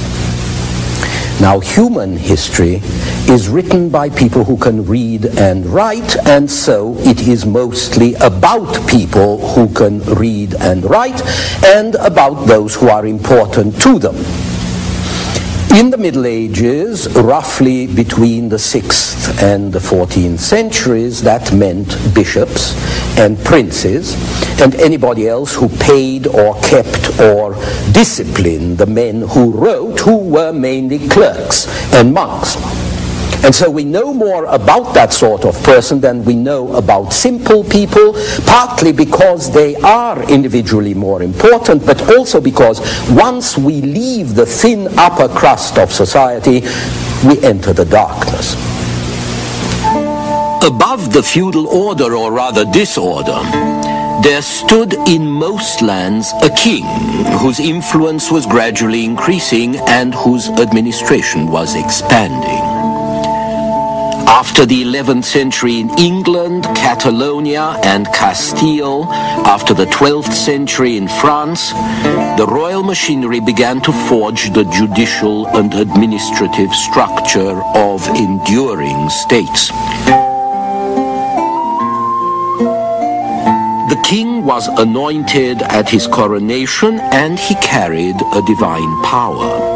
He was identified with powerful patron saints. He was like a saint himself, a symbol of fertility, protector of the humble, a healer. Feudal society also invented a theology in its own image, with a royal god ruling like a lord, enthroned in triumph or in judgment. Down below was Satan, image of the disloyal vassal, rebel, traitor. The political lesson was clear. Even if the king was sometimes in trouble, the other side was bound to lose. The future lay with the king. He was crowned as master of a realm that could take weeks or even months to cross. He was the only lord who owed homage to no other beside the Lord God. All the great barons, the very greatest men in his kingdom, owed him allegiance. And this meant that he was in a good position to increase his own domains when a line of succession failed, or when a vassal failed in his duties. He was the protector of churchmen. He was the protector of non-nobles. He could support them against bothersome nobles when it suited him, or he could support one noble against another. There was also, however, the emperor, who had inherited the prestigious Roman title and the powerful memory of Charlemagne, depicted here at his coronation. But in fact, the emperor was merely the uncertain ruler of parts of Germany and Italy. He was often ignored by his own princes and by the increasingly powerful rulers of France and England and Spain. The idea of empire maintained the old ideal of universal unity under one supreme head. This is a banquet for the Emperor Charles IV, given by the King of France, Charles V. But the reality was disunity, and disunity was most acute in the Emperor's own realm. His hold on Germany was contested by civil war. His title was controlled by the princes who elected him and who might depose him. His power was really based on his own family domains.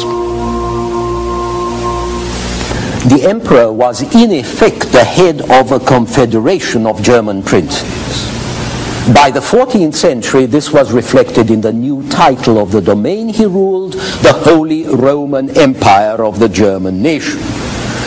But medieval Christendom was like one of the stone monsters that adorned its buildings. It had two heads, not one. The secular ruler was one, the Pope was the other. And since two heads are seldom better than one, each tried to establish his own supremacy. The ensuing conflict kept them busy for several hundred years. Emperors and kings claimed that the consecration of their coronation rites gave their office a sacred, religious character, which entitled them to rule priests as well as laymen, to invest bishops, and to draw revenues from the church. The popes, on the other hand, asserted that the spiritual realm transcended and ruled any worldly political power. Clerical propaganda compared the Pope to the sun, emperors and kings to subordinate moons shining only with reflected light. In the end, though, the issue was very practical: who was going to be boss? The Pope quarreled with the emperor about who was entitled to name bishops, who were both high dignitaries of the church and great feudal nobles with large estates. The Pope also quarreled with the kings of France about their right to tax the clergy.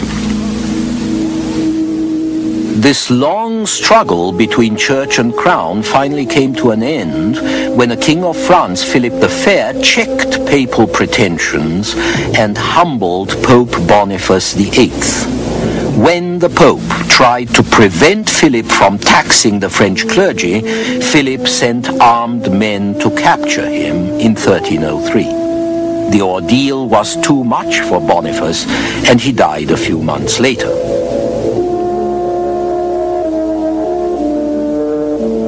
After that, the successors of Boniface took refuge in exile here in Avignon, an imperial city they owned on the French border. This is the papal palace at Avignon, where the popes remained until 1378, some even later than that, reluctant protégés of the kings of France. Papal glory and influence were going to be restored later, but papal pretensions to supremacy would never recover from this Babylonish captivity as it was described. The priests kept their sacramental powers, but secular supremacy from now on stayed firmly in the hands of kings and princes.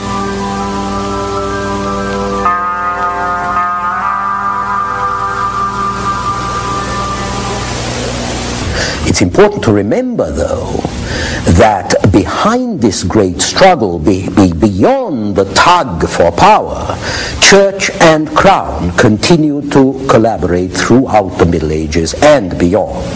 Men of prayer and men of war continued to support each other against the Third Estate, the common men of labor.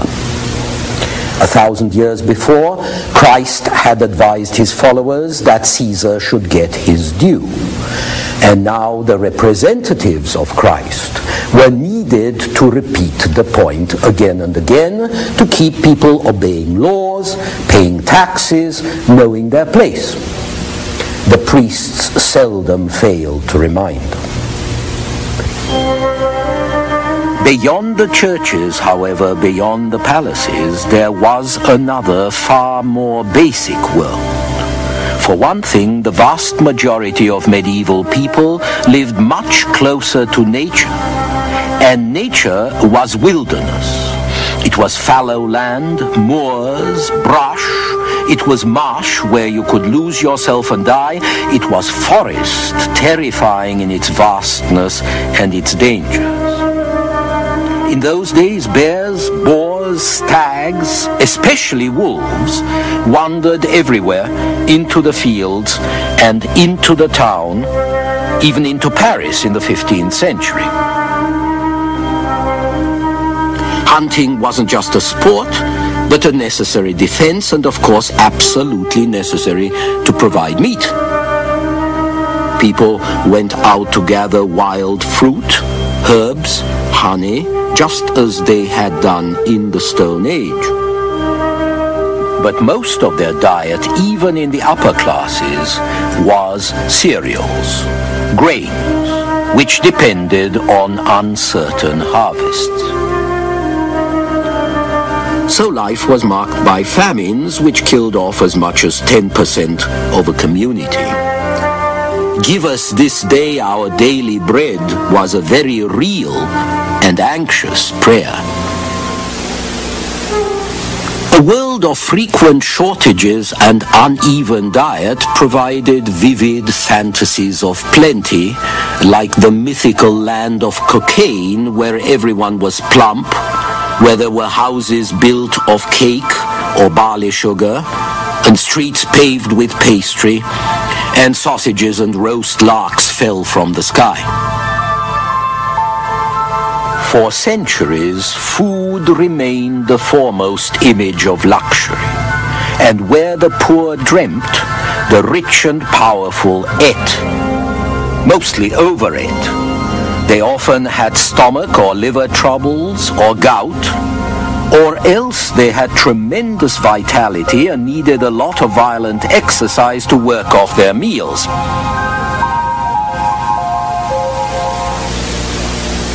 Some of the underfed masses, on the other hand, were given to hallucinations, perhaps from hunger or food poisoning, or to desperate appeals to magic to help them handle a world they couldn't cope with.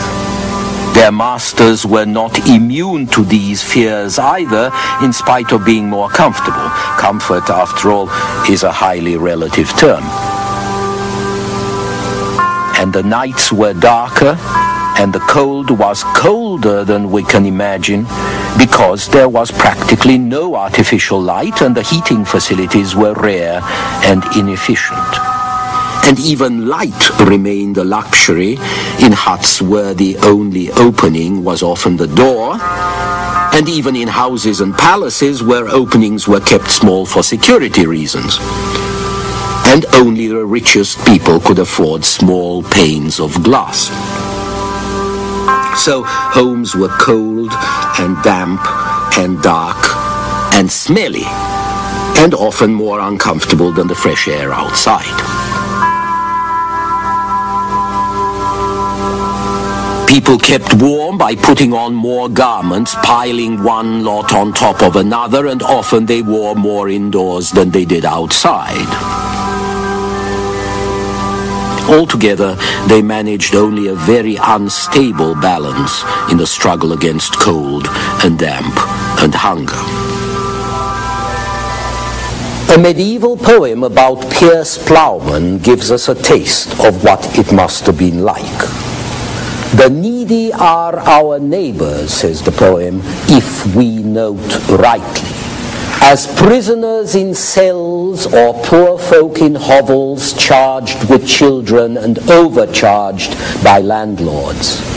What they may spare in spinning, they spend on rental, on milk or on meal to make porridge, to still the sobbing of the children at mealtime. Piers Plowman was written in the later 14th century after the Great Plague had devastated the West, and it's worth remembering that things were rather less grey and grim in the 12th and the 13th centuries, when economic conditions had been better, and in many parts of Europe population density had been almost as great as it would be in the 18th century. But basic material conditions remained pretty lousy throughout. It's not surprising then that the people of the Middle Ages tended to die young. As many as half the babies born might die before 1 year, and women died in childbirth all the time. In the 15th century, the life expectancy of aristocrats in many places was around 21. Indeed, the youth of many medieval figures is one of the most striking things about them. Young people of the time had characteristically adolescent reactions. They may have been hardened warriors, but they easily burst into tears. They were easily excited, easily depressed, often naive, vain, enthusiastic, credulous, and in fact that's the way most people seem to be.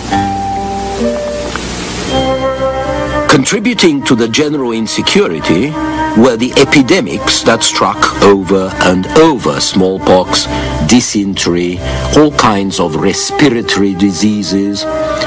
And there was also malaria, which was endemic in a lot of areas. There were skin diseases, the worst of which was leprosy, which may have affected as much as 5% of the population in the 12th and 13th centuries.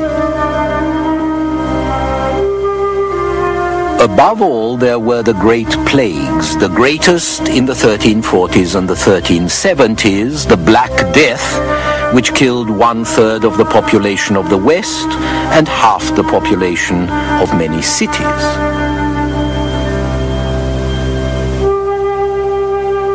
If you add to these horrors the commonplace violence of everyday life, you get people who were generally rough and rude and anxious, living a perpetually precarious existence.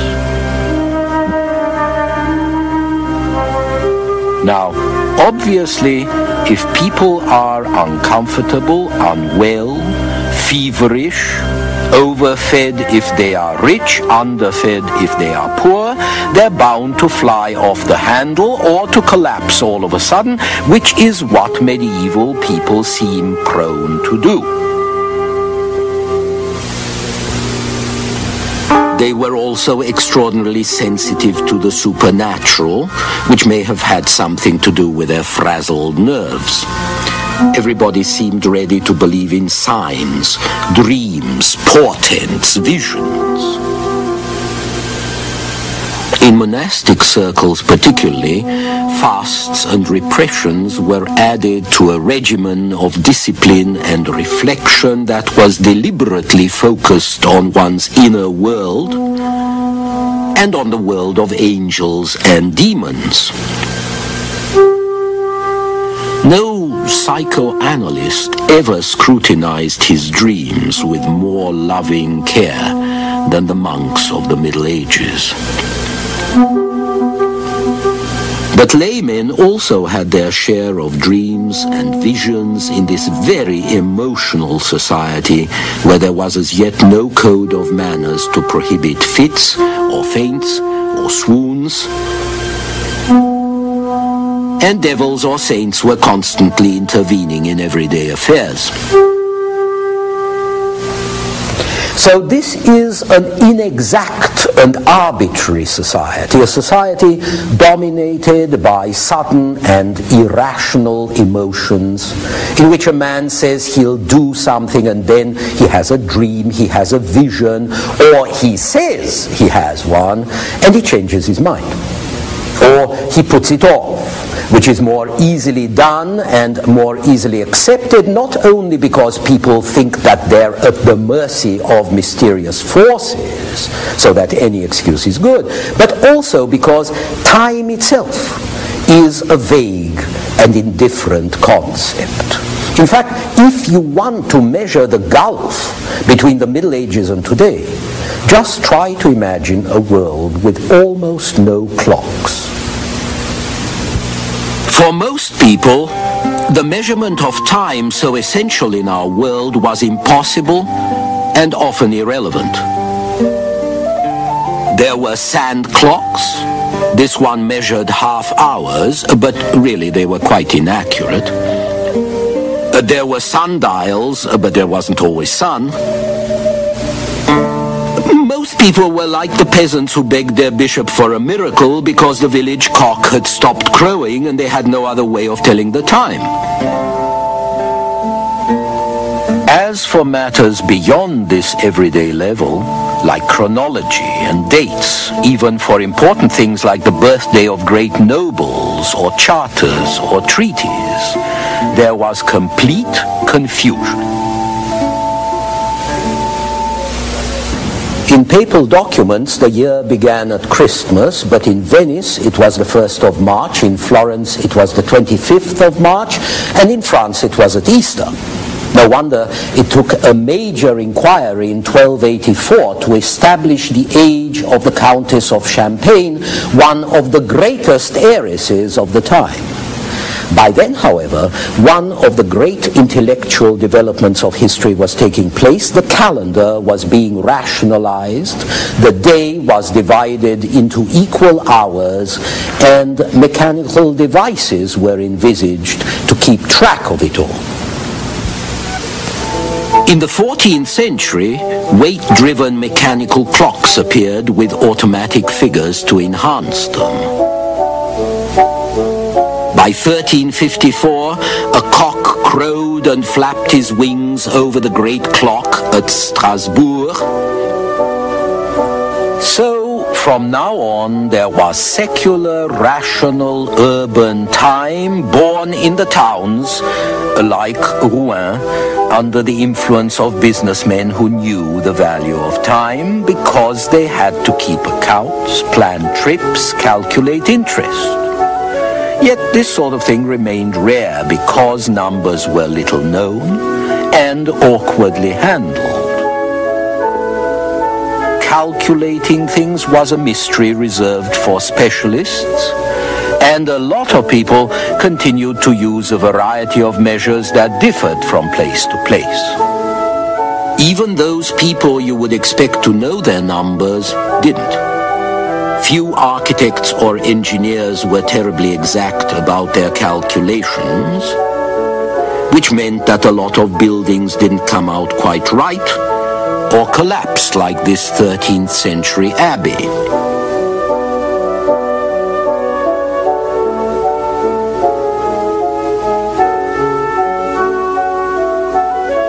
And it also meant that budgets, tax rolls, financial plans were based on misinformation and self-delusion.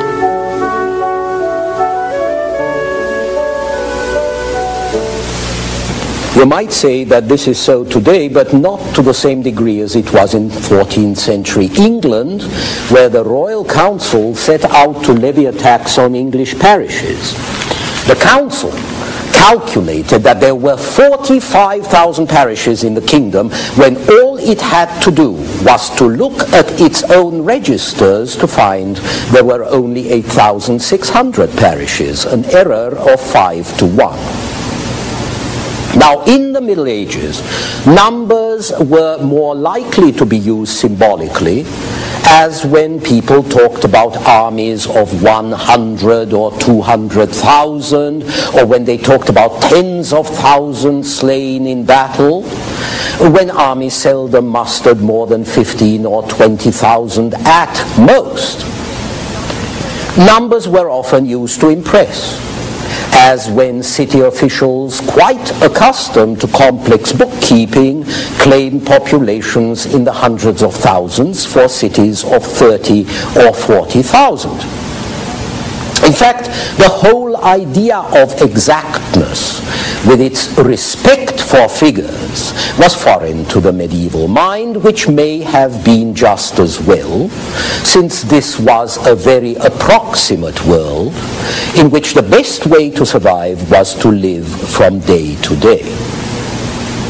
And yet, at the same time, this rough and limited world and its often limited and awkward minds were also responsible for a wonderful series of artistic creations that remain the most enduring glory of the 300 years between the 12th and the 14th centuries, as we shall see next time. Cathedrals on a gigantic scale, towers that rose above the medieval landscape, new opportunities, new markets. As the urban centers of Europe recaptured an importance lost for centuries, they challenged the feudal order itself. Cities and cathedrals, this time on the Western tradition. Last time we talked a bit about what was wrong with the Middle Ages, at least for the average European. It was a time of fear and discomfort at best, painful death at worst. Malnourishment and disease were endemic, superstition was rife, and yet the hard realities of daily life could not extinguish an extraordinary artistic impulse. This rough world, these awkward minds, produced creations that still inspire awe many centuries later. When one talks about medieval art, one thinks of the cathedral, because the culture of the Middle Ages turned around this religious edifice, which was the expression of the most material aspirations as well as the most spiritual impulses. In a period of 3 centuries, from 1050 to 1350, France alone extracted several million tons of stone in order to build 80 cathedrals, 500 great churches, tens of thousands of parish churches. The French quarried and carried more stones in these 3 centuries than ancient Egypt in any period of its history, even though the Great Pyramid by itself has a volume of 2.5 million cubic meters.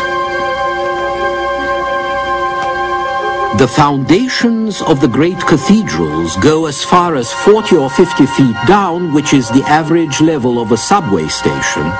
And in certain cases, these foundations form a mass of stone as great as that of the visible building above the ground. By the year 1400, there was one church for every 200 men, women, and children in Christendom, and the surface covered by religious buildings took up a great part of every city. Here is Norwich Cathedral. In places like Norwich, Lincoln, York, which had 20,000 inhabitants between them, there were 140 churches. There might have been more and bigger churches yet, except that it would have meant demolishing 1 or 2 neighboring churches and also building new lodgings for the people whose houses had been torn down, which tended to act as a brake on this building mania. Even so, the Cathedral of Amiens, which covered about 8,500 square yards, allowed the entire population of the city, about 10,000, to attend the same service. For a comparison on our own scale, you have to imagine a modern city building in its very center a sports stadium that could accommodate 1 million people.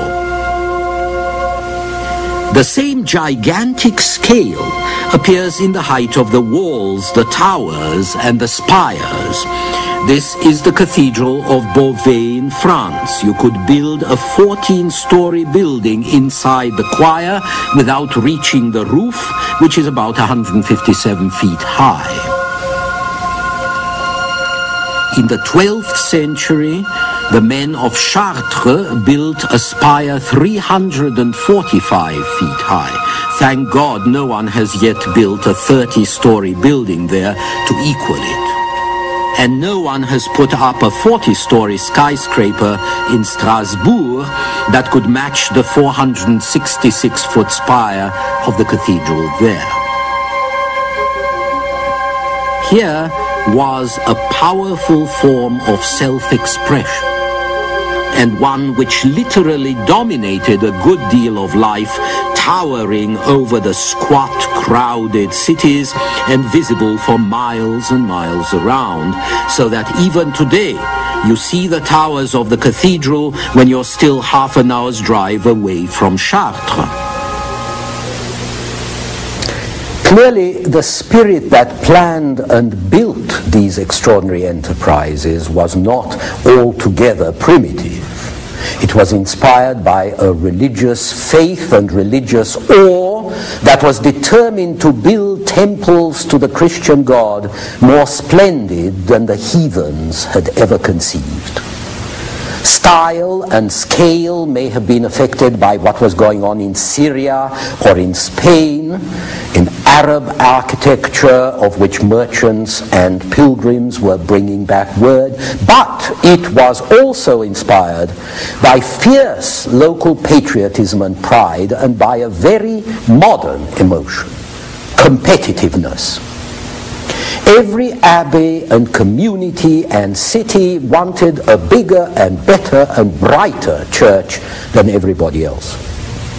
It would be the most conspicuous possible mark of their piety, but also of their means and success.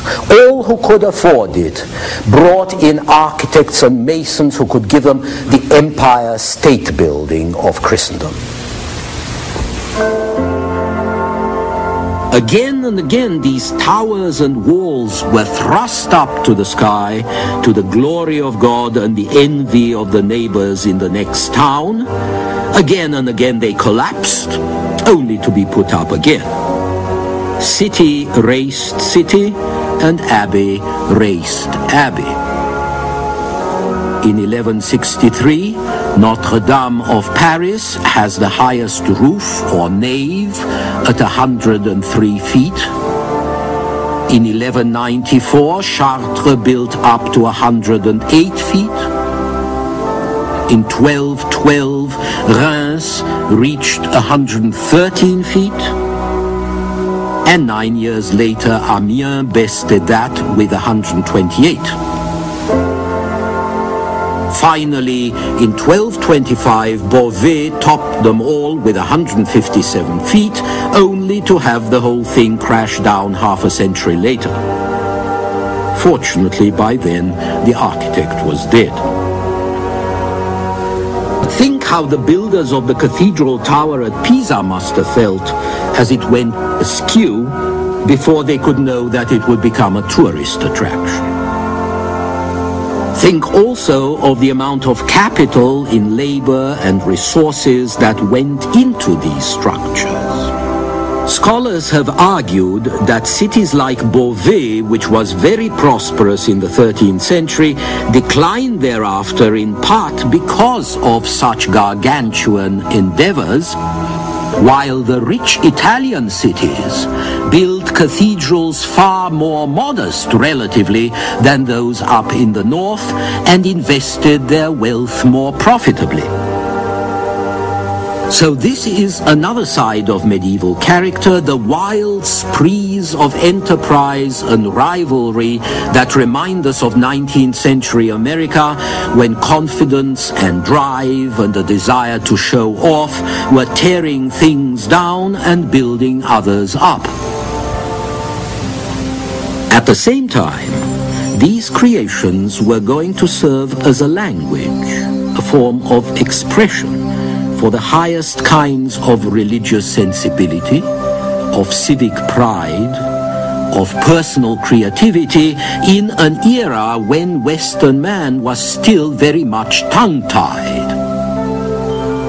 You can see it all in the extraordinary elevation and sweep of arches and columns, in the grotesque caricatures that decorate stalls and capitals, in the impressive sculptures and murals that illustrate familiar stories from the Bible, like this flight to Egypt, or this temptation of Eve, and in the blending of sacred and profane that you find in the naive advertising of stained glass windows which all the local trades guilds sponsored. We might even see medieval art as a refuge for certain values that could not find expression anywhere else but in these privileged places. The moderation, the balance so signally lacking in these times can sometimes be found in Romanesque architecture, for example. The exactness, the precision, the clarity that neither laws nor writing normally attained in medieval times can be found presiding over the work of the great master masons of the vast Romanesque arches and domes and vaults. And the elevation, the grace, the purity so often lacking in the ordinary life of that vulgar, brutal age are expressed in the soaring pinnacles and towers of the great Gothic cathedrals of the 12th and 13th centuries, when the Gothic arch managed to cope with extraordinary structural problems of tension and balance. And yet how the cathedrals rose is not nearly as important as where they rose. In the towns. The revival of town life was the Middle Ages' great contribution to our civilization. When you look at a medieval townscape, you see the cathedral, but you also see other soaring structures that compete with it. The towers that noble clans built to maintain the feuds of the old system, as between the Montagues and Capulets of Romeo and Juliet. Towers that turned a lot of places into miniature Manhattans. Significantly, most of these towers have disappeared. At Florence, where there were as many as 400, only a few stumps are left. At Bologna, where there used to be nearly 200, only 2 survive. And tourists still drive to San Gimignano, a little town of 4,000 people in the hills near Siena, to see the towers that rise above it. There used to be 70 of them. Now there are 13. The biggest tower in Siena belongs to the town hall. And this is fitting because it was the town halls and the trade exchanges all over Europe that were going to supplant the cathedrals in importance, just as the modern world was going to win out over feudalism. If the First World War hadn't blown it up, you could still see the great clothing hall at Ypres in Belgium. 433 feet long, bigger than most cathedrals and just as splendid. The clothing hall was started in 1200 by the Count of Flanders, and this tells you 2 things. One, that some lords knew where their interests lay. And 2, that the greatest profits from now on would come less from robbery and violence and more from trade. Especially from the textile trade on which the prosperity of many cities was founded in England, Flanders, the Low Countries, Italy and France. Trade in the Middle Ages meant exchange, exchanging one product or commodity for another, and it involved a great deal of travel.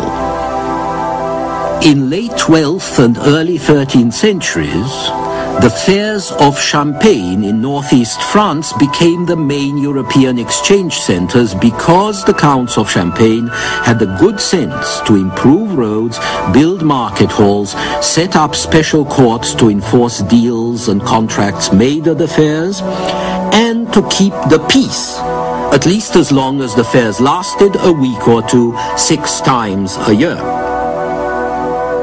There were lots of things to ship and exchange, from wine to slaves, from spices to the pickled herring that made the fortunes of the Baltic and of Dutch North Sea ports. At Danzig, for example, corn and timber coming down the Vistula River on the way to England or the Low Countries was transferred from barges to seagoing ships.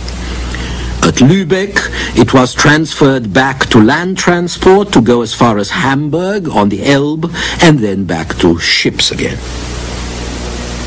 But the greater centers developed at the two ends of the most obvious trade route in Europe, in Flanders around Ghent and Bruges, where English wool was shipped to the continent and turned into cloth, and in Italy, centrally located for the Mediterranean trade.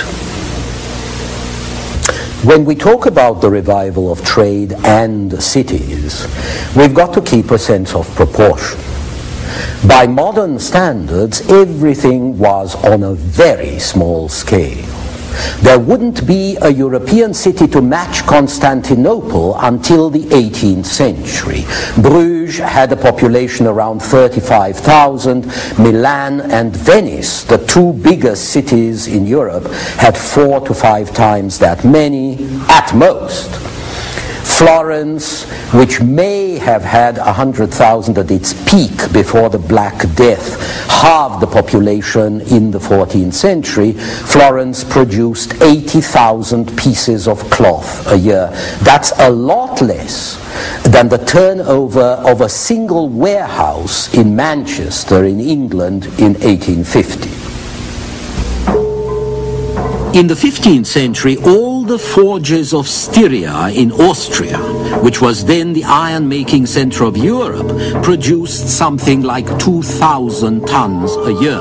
One steel mill today turns out that much in a single day. The great Florentine banks with branches all over Europe ran on a staff between 50 and 100 people. And the ships of the time were mere cockle shells. In 1492, the 3 caravels of Columbus put together had a capacity of 520 tons, which is less than 1/100th the tonnage of the Queen Elizabeth II. And yet, the activity all this represented was on a new and invigorating scale, and the men who made the activity were a new breed, with horizons and ambitions that recall the great days of the ancient world.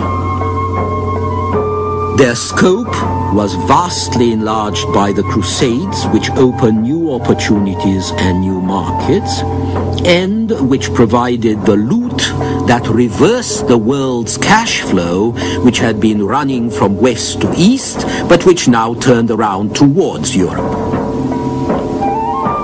And the Crusades also taught the nobility more sophisticated tastes and new possibilities of consumption, another stimulus for expansion and trade. The merchants and their cities also benefited from the struggle between Pope and Emperor, which enabled most cities to escape the control of either. For the most part, however, merchants were not very interested in feudal politics.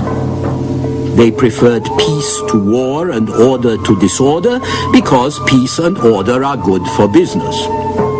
What they were interested in, as one of them said in a letter, was God and profit, although I can't help suspecting that profit came first. But there was also the excitement of adventure, enterprise, competition that spurred them on. Take a 13th century Genoese merchant like Benedetto Zaccaria. He owned dye works in Genoa, alum mines in Asia Minor, plantations on the Greek island of Chios. He controlled ports and trading stations in Crimea, Syria, and southern Spain.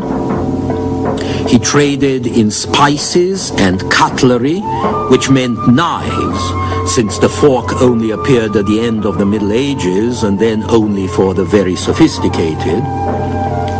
Zaccaria also traded in cloth and furs and salt and grain and potash.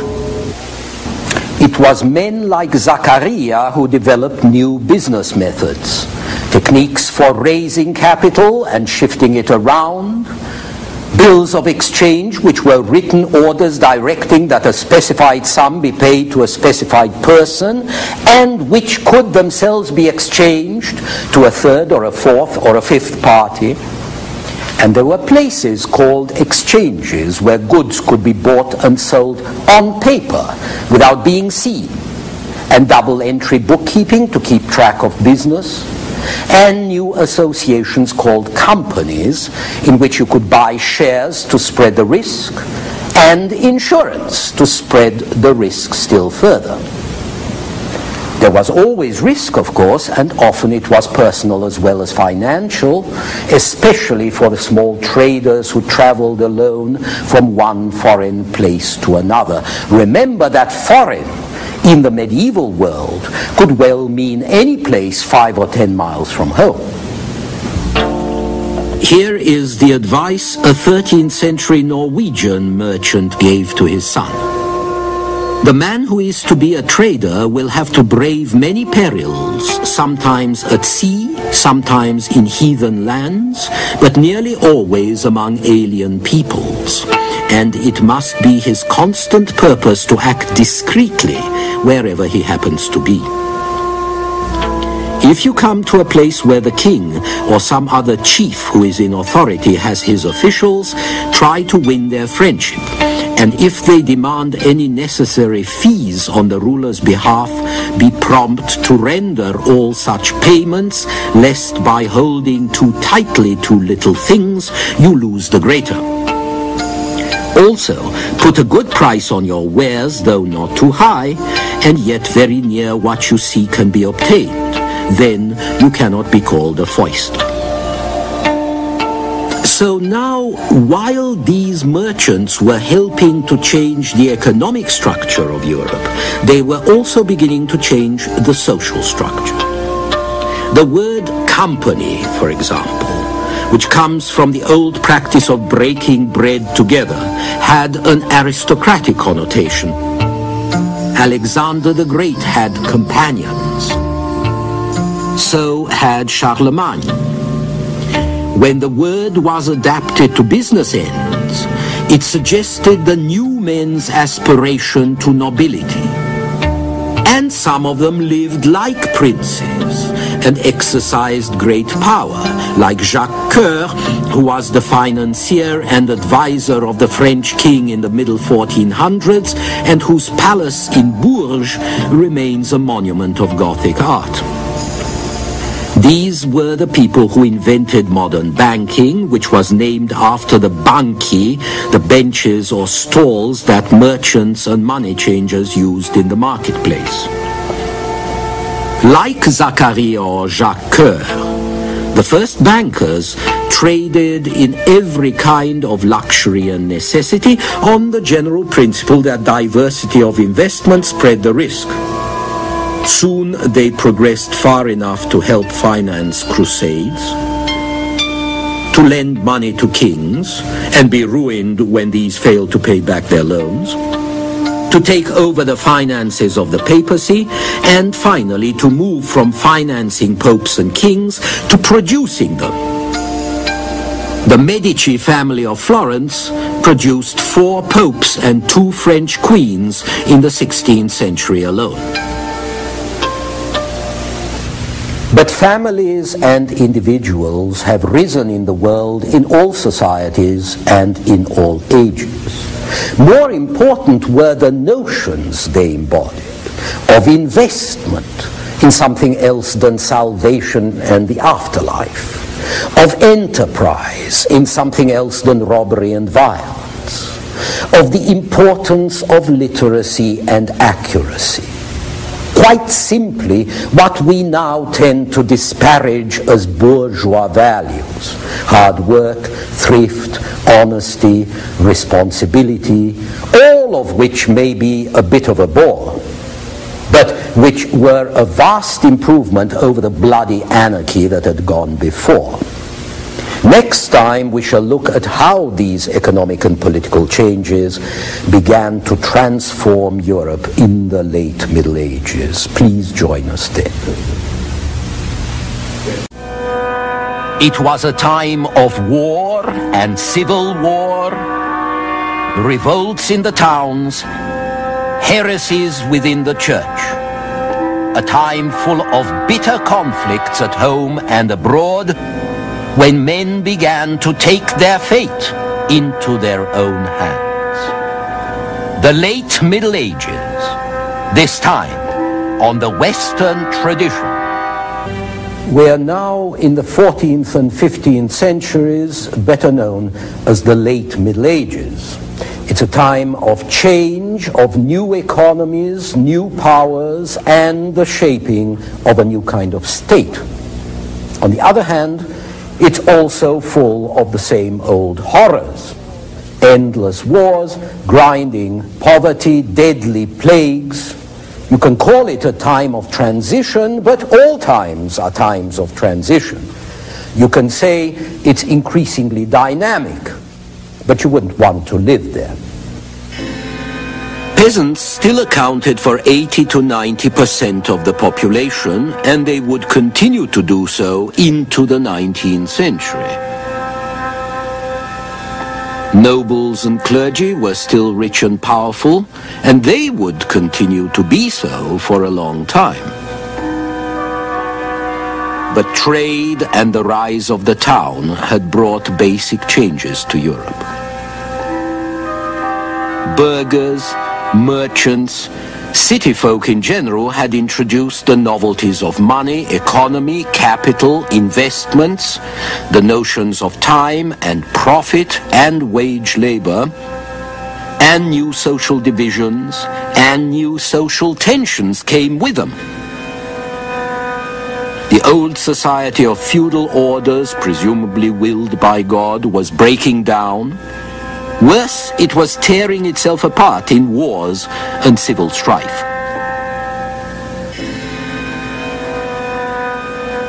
For example, the long struggle for supremacy between Italian popes and German emperors was weakening the emperors who wasted their energy in foreign conflict when they should have been tending to troubles at home. Words like German and Germany are simply shorthand. The reality was 240 states, hundreds of semi-independent feudal lords, dozens of tough, active towns from the Baltic to the North Sea and along the Rhine and the Danube valleys, as well as the territories of the House of Habsburg in Bohemia and Austria, and few of them got along. In the 14th century, the spotlight turns to France. Here was yet another devastating conflict, the 100 Years' War, which lasted even longer than its name, from 1337 to 1453, with very few interruptions.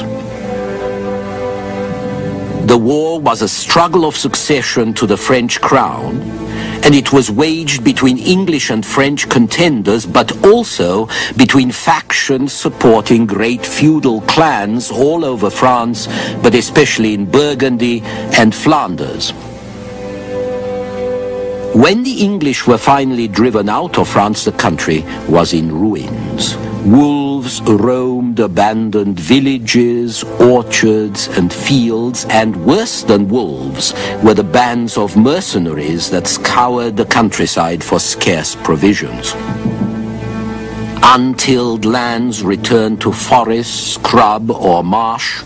By the end of the war in mid-15th century, the French population was 1/3 to 1/2 what it had been 150 years before. But it wasn't all the fault of the English. For 200 years after 1348, the Black Death killed off more people than any fighting could have, as much as half the population in certain places. The figure in the center of this French mural represents death by plague, not war. It's a chilling fact that the number of French homes in 1789 was only 10% greater than it had been in 1328. What was equally bad, the costs of war ate up resources that could have been put to productive use. If you forge swords, you cannot forge plowshares. If you build castles and fortifications, you can't build mills or bridges or roads or rebuild the ones that are being destroyed. And it's not just material goods that are being destroyed. As the fighting drags on, the feudal order itself begins to crack. Feudalism in the first place was about military service. But short-service feudal levies were not much use in an endless war. And so armies became more permanent and more professional. The more specialized the soldiers and their armament, and incidentally this is the time when artillery appears, the more money you need for them. The more the crown pressed to introduce taxes, which also strain the fabric of society, because they are not part of any feudal contract, which is about an exchange of goods and services. Monarchies like those in England and France survived this time of troubles by learning to manipulate their aristocracies and, as far as possible, to enlist them in their service. New taxes, which only commoners paid, provided funding for royal patronage that attracted nobles and won them over to the interest of the crown. Of course, taxes also strained the economy further. In the midst of misery and conflict, the conspicuous consumption of the great grew ever more conspicuous. There were costly and vivid garments.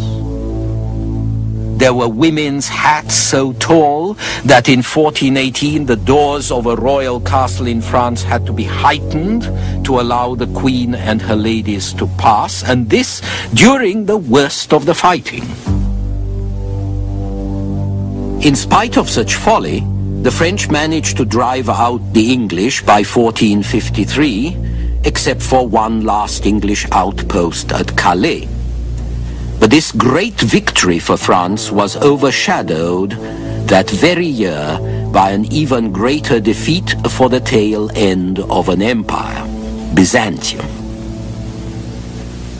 At dusk, on May the 29th, 1453, the people of Constantinople made for the walls of the city, crying to the Virgin Mary for aid. Besieged for 50 days by 160,000 Turks, they didn't have enough men left to man the long walls and to mend the breaches made by 130 cannon and a fleet of 250 ships. 1 hour after midnight, the Turkish assault began. By noon of May the 30th, Byzantium was dead after more than 1,000 years. In the West, however, its fall had already been discounted. Europe had other fish to fry. The English were busy in the last half of the 15th century with a civil war of their own. Another war of succession. It was poetically called the War of the Roses because the emblems of the two parties fighting for the crown were a white rose for the House of York and a red rose for the House of Lancaster. It's a long, dreary tale of murder, slaughter, battles, betrayals, ending in 1485 when the last surviving claimant of the Lancaster line, Henry Tudor, won the Battle of Bosworth and became Henry VII.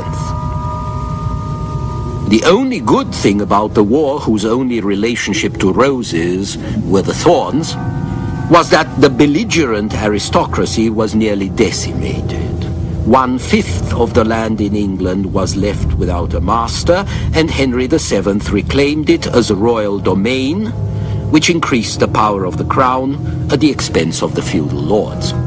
Finally, by the end of the 15th century, Europe began to recover from nearly 200 years of war and plague. Devastated lands were restored, new lands were brought under cultivation, and the cities flourished once again. Small ones like Basel, with 8,000 to 9,000 people, middling ones like Nuremberg, with 25,000, great ones like Cologne, Bruges, around 50,000, Ghent, and in Italy the giants, Milan, Florence, Venice, with between 75,000 and 100,000 people each. What the wars of the 14th and 15th centuries had started by killing off the nobility and strengthening the kings, these cities were going to continue. Because now a new dynamic social group made its appearance that was profoundly anti-feudal, the middle class. Towns and cities had declined as economy and security declined in the 14th century. In the 16th century, they make a comeback, and newly prosperous townsmen start to assert themselves. In Italy and Germany, where central government was weak or non-existent, they set up what become virtual city-states. In England, and to a lesser degree in France, they become the allies of the crown against the feudal aristocracy. Urban elites don't just make money. They move into positions of power by going into royal administration, where they can manipulate patronage. Furthermore, as they increase in number, as trade and the money economy grow, the life of the countryside was affected as well. Urban demands for food and raw materials made it possible for country folk to farm for profit above mere subsistence. Rising prices and a more plentiful supply of money also gave the peasant the means to buy his freedom or to commute his labor services for a money rent or to take off for the cities where, as the saying went, city air makes free. Many things that happened in this period and beyond, including the Renaissance and the Reformation, were symptoms of the development of the urban middle class. It was in the 1300s and the 1400s that ordinary families were endowed with surnames which afforded them a new kind of personality. It was also in this period that more men of low birth began to win recognition and power. And the best example of this is the great Italian war leaders of the 14th and 15th centuries, the condottieri.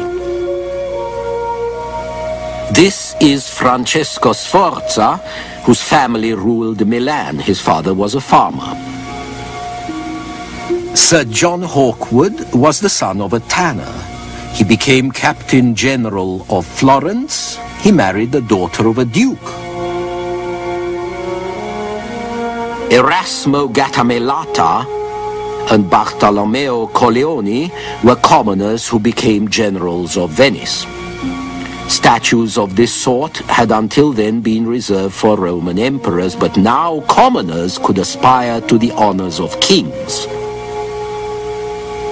Even more significant were the rich burghers who began competing with feudal lords for rank and title. This is Dick Whittington, who made a fortune and became Sir Richard Whittington, Lord Mayor of London. From that time on, knighthoods in England could be won in the counting house. And after 1500, by Tudor times, all the great ministers, like Thomas Cromwell, William Cecil, and their descendants sprang from the new middle classes, not from the feudal nobility. The point here is not that new men came to the fore, because new men are always coming to the fore, and every age is full of newly rich or newly noble people who bring in vulgarity and dynamism and good strong teeth and sharp elbows. The point is the way in which these new men came to the fore, the class they represented, and the values for which they stood. Because now, instead of making your fortune by the horse and the sword, you made it by gold and credit and trading enterprise. And it was no longer the knight who wandered the country, but increasingly the laborer, the apprentice in search of work, now that the feudal order had broken down. And with labor increasingly mobile, employers found the cheap hands with which the great capitalist fortunes of the 15th century were put together. Financial speculation also came into vogue. We read of a dealer in the 14th century who spread a false rumor of war in order to send down the price of wool. And there were endless complaints about engrossing, buying up a whole stock in order to get a monopoly. The respectable grocers of today are the descendants of those engrossers. Men also began to speculate in real estate, which hadn't been done since the fall of Rome, and to accumulate farms and to substitute large-scale farming for piecemeal agriculture. Where sheep farming was more profitable than food growing, they would put the land to grass, where acres and acres of grazing could be looked after by a few men and a dog. The tenants were then thrown off the land to increase the great and growing army of potential workers, soldiers, vagrants, and criminals. So, as the saying went, sheep ate men instead of the other way round. Or, more to the point, men ate each other more voraciously and more ruthlessly than they ever did before. In these processes, we can recognize both the appearance of something like a capitalist economy and the passing away of the Middle Ages.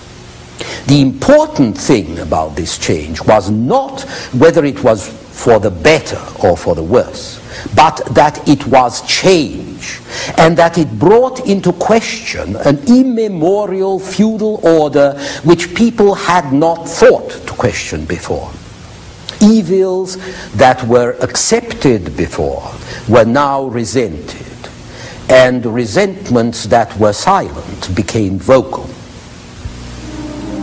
In a world where personal fate was no longer graven in stone, the poor were now held responsible for their poverty.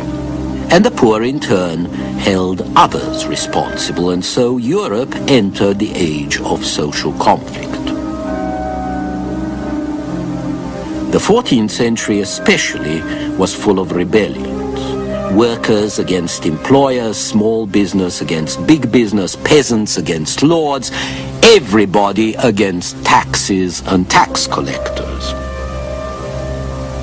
The most serious revolts were in the towns. because that was where you found a critical mass ready for anything. And it was also where social revolt acquired ideological overtones and turned into heresy against the established teachings of the medieval church. Rebellion was bad enough, but heresy was worse. Unfortunately, the right to expression in Europe was recognized less often than the right to repression. So heresy was often fatal for the heretics, especially when it took the form of a revolt of the poor against authority. To cope with heresy, as well as with poverty, the Church responded by founding new monastic orders, notably the Franciscans, who took the side of the poor, and the Dominicans, who very quickly took the side against the poor. St. Francis, who lived from 1182 to 1226, was the founder of the Franciscan order. The son of a rich Italian merchant, Francis was something of a playboy in his youth, and when he got religion, his preaching reflected this. It was full of chivalric notions right out of the troubadours. He wooed my lady poverty. He made friends with the animals as if he lived in a fairy tale. His tone was good-humored and popular, and so were his followers. The founder of the Dominicans was Saint Dominic, who lived from 1170 to 1221. He was a Castilian nobleman, much more sober and austere than Francis, and not playful at all. He was interested in education and spiritual conformity and intellectual conformity. In the 13th century, when inquisitors were appointed to investigate heresy and stamp it out, most of the inquisitors were Dominicans. A Florentine Dominican named Savonarola was probably the most typical successor of Saint Dominic in spirit. In 1494, he established a puritanical theocracy in Florence, and he ended up burnt at the stake 4 years later by the very people who had cheered him on. Perhaps the greatest Dominican, however, was one of the most atypical, Aquinas, St. Thomas Aquinas, who died in 1274. Aquinas was less a preacher and more a philosopher who reconciled reason and faith. According to Aquinas, our understanding of God's will did not depend on some miraculous revelation. Rather, God made man reasonable so that he could analyze and handle nature. God also made man free so he could operate within nature and within secular society to the greater glory of God. You can see how well this fitted an age that was still deeply religious, but one in which men were beginning to take their fate into their own hands. But this age was also the age of strife between Pope and Emperor, between religious and secular power. And ironically, it was Aquinas, the great Catholic theologian, who provided a solid intellectual foundation for a state that was secular and rational, where princes administered a justice that was not purely arbitrary, but based on logical, predictable, codified procedures, as in the Roman law that the 12th century was rediscovering in the new universities. Aquinas laid down as a principle that human right was not destroyed by divine right. The Pope was God's vicar on earth, and the church was preeminent in spiritual matters, but in matters of civil good, it was better to obey secular power than spiritual power. And furthermore, law and justice, which Aquinas saw as part of the reason of God, were accessible to us simply by using our own human reason. And this in turn meant that law and justice were accessible to all reasoning men, whether Christian or pagan. If you want to press the argument, the light of reason did not depend on the church. It shined over all humanity, and all humanity was part of the same community. Now, today we tend to see this as a cliché, but this community of man was potentially a very subversive thought in an age of rigid social distinctions, as we shall see in our next program. Internal conflicts, foreign wars, helped to break down the feudal order. Terrified of anarchy and sick of it, people turned to new images of stability. The central authority of the crown, the organized state, and a new era of organized violence began. The national monarchies, this time on the Western tradition. Last time we ended with St. Thomas Aquinas, the great Catholic theologian of the 13th century, who argued that all men, Christian and pagan, basked in the light of God's reason and were all part of the same community. But a disciple of Aquinas, a Florentine, known by the name of Dante, was going to take this one step further. For Dante, who was profoundly Catholic, the ideal unity under God was not the church, but humanity. And of this, the Roman Empire was the predestined servant and instrument. In Dante's eyes, the state had a providential mission toward the human race, a mission that was the same in the natural order as the mission of the church was in the spiritual order. This exaltation of the state was almost unique in medieval literature, but it was significant because it looked forward to the Renaissance, to the national monarchies, and to the new humanist culture that would supplant the old order of the Middle Ages. Dante, who lived from 1265 to 1321, was a genius. He was a great poet whose greatest work was a long poem called the Divine Comedy. He was a great dreamer, profoundly affected both by Christian tradition and by the Latin classics. But he was also a typical Florentine bourgeois, deeply involved in local politics and profoundly hostile to the Pope. He spent much of his life as a political exile and as a critic of much that he saw around him. It's sometimes difficult to remember that the rise of the middle class, which Dante in this case represented, the rise of the middle class introduced a factor of great instability in a previously stable society.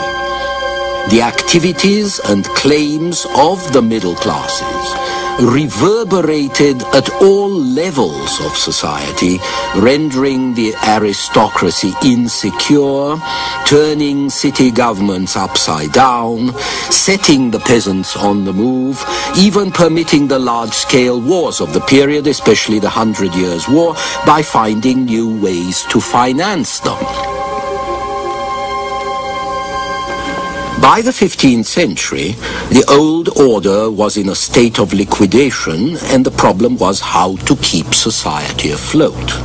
Every great medieval institution had gone under or was going under. Feudal chivalry was falling before archers and infantry. Feudal castles were falling to gunpowder and artillery. The massive monuments of the feudal age were crumbling. The Holy Roman Empire became a federation of German states with the emperor as its president. The popes exiled to their palace in Avignon functioned as echoes of the French king's will. And then when they returned to Rome, the papacy was torn by factions supporting rival popes. This great schism, as it was called, lasted another 40 years. From 1378 to 1417, as many as 3 popes at one time contended for the support and the contributions of the faithful, and the papacy lost much of its prestige.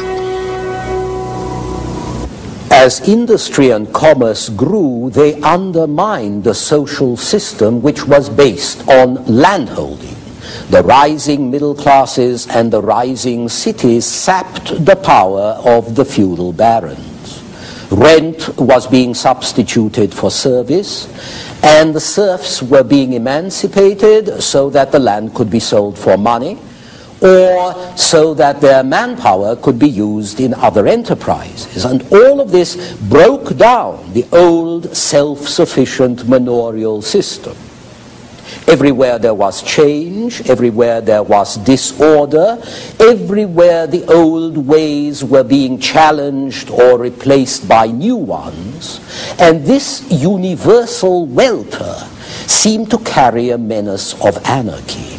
That was what people were most afraid of. No clear social or moral order.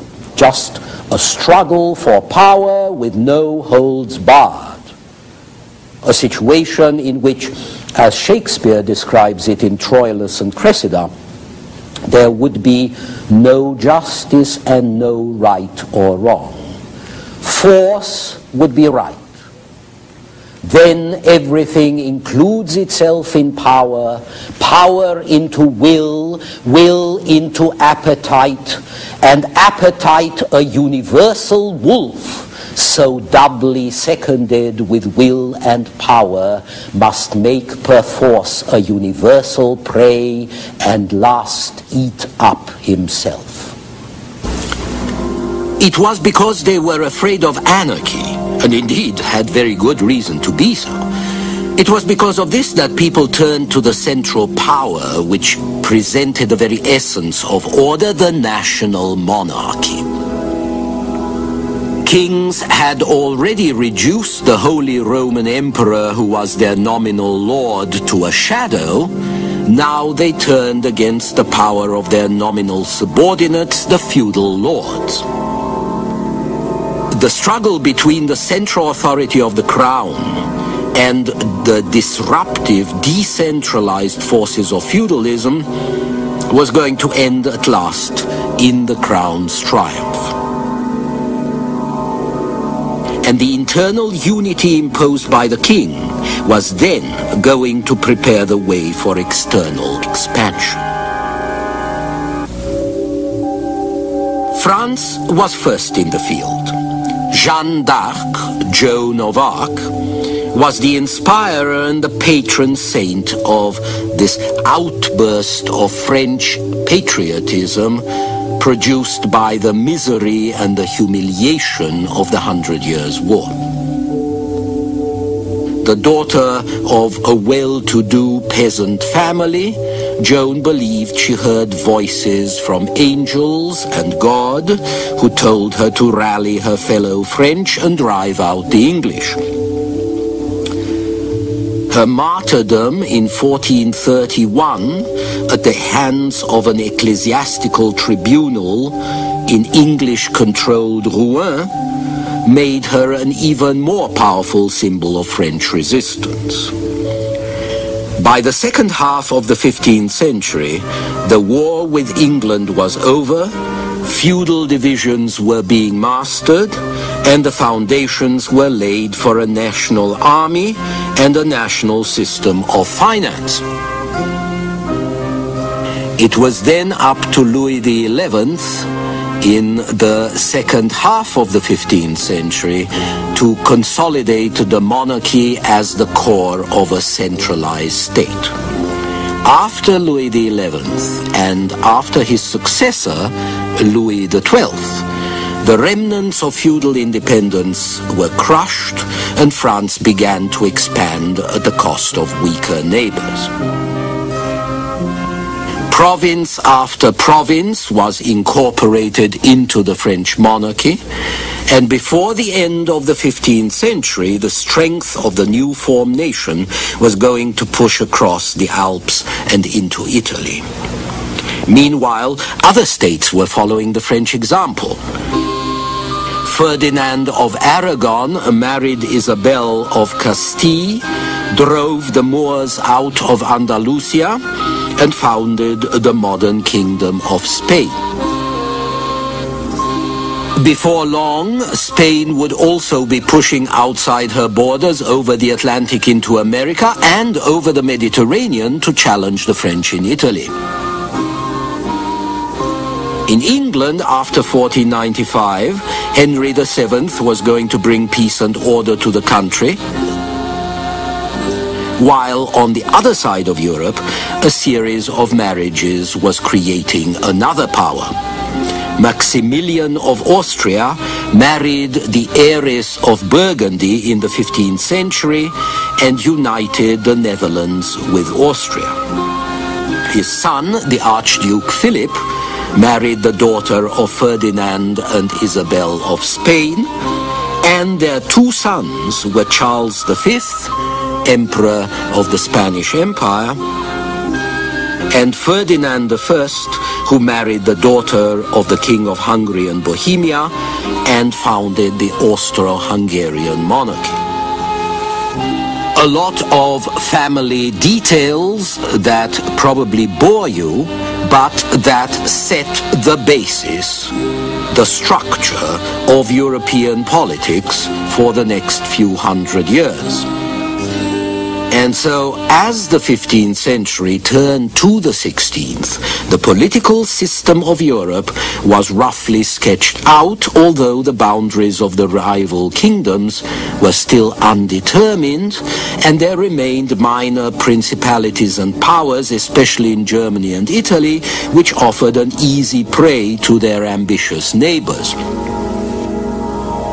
In Germany, the king was also emperor of the Holy Roman Empire, which extended over hundreds of independent principalities and duchies.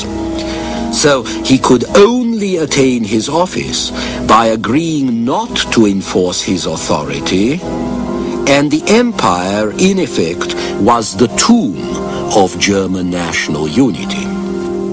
The unity of Italy, meanwhile, was prohibited not only by the rival ambitions of its cities and princes, but also by the position of the popes.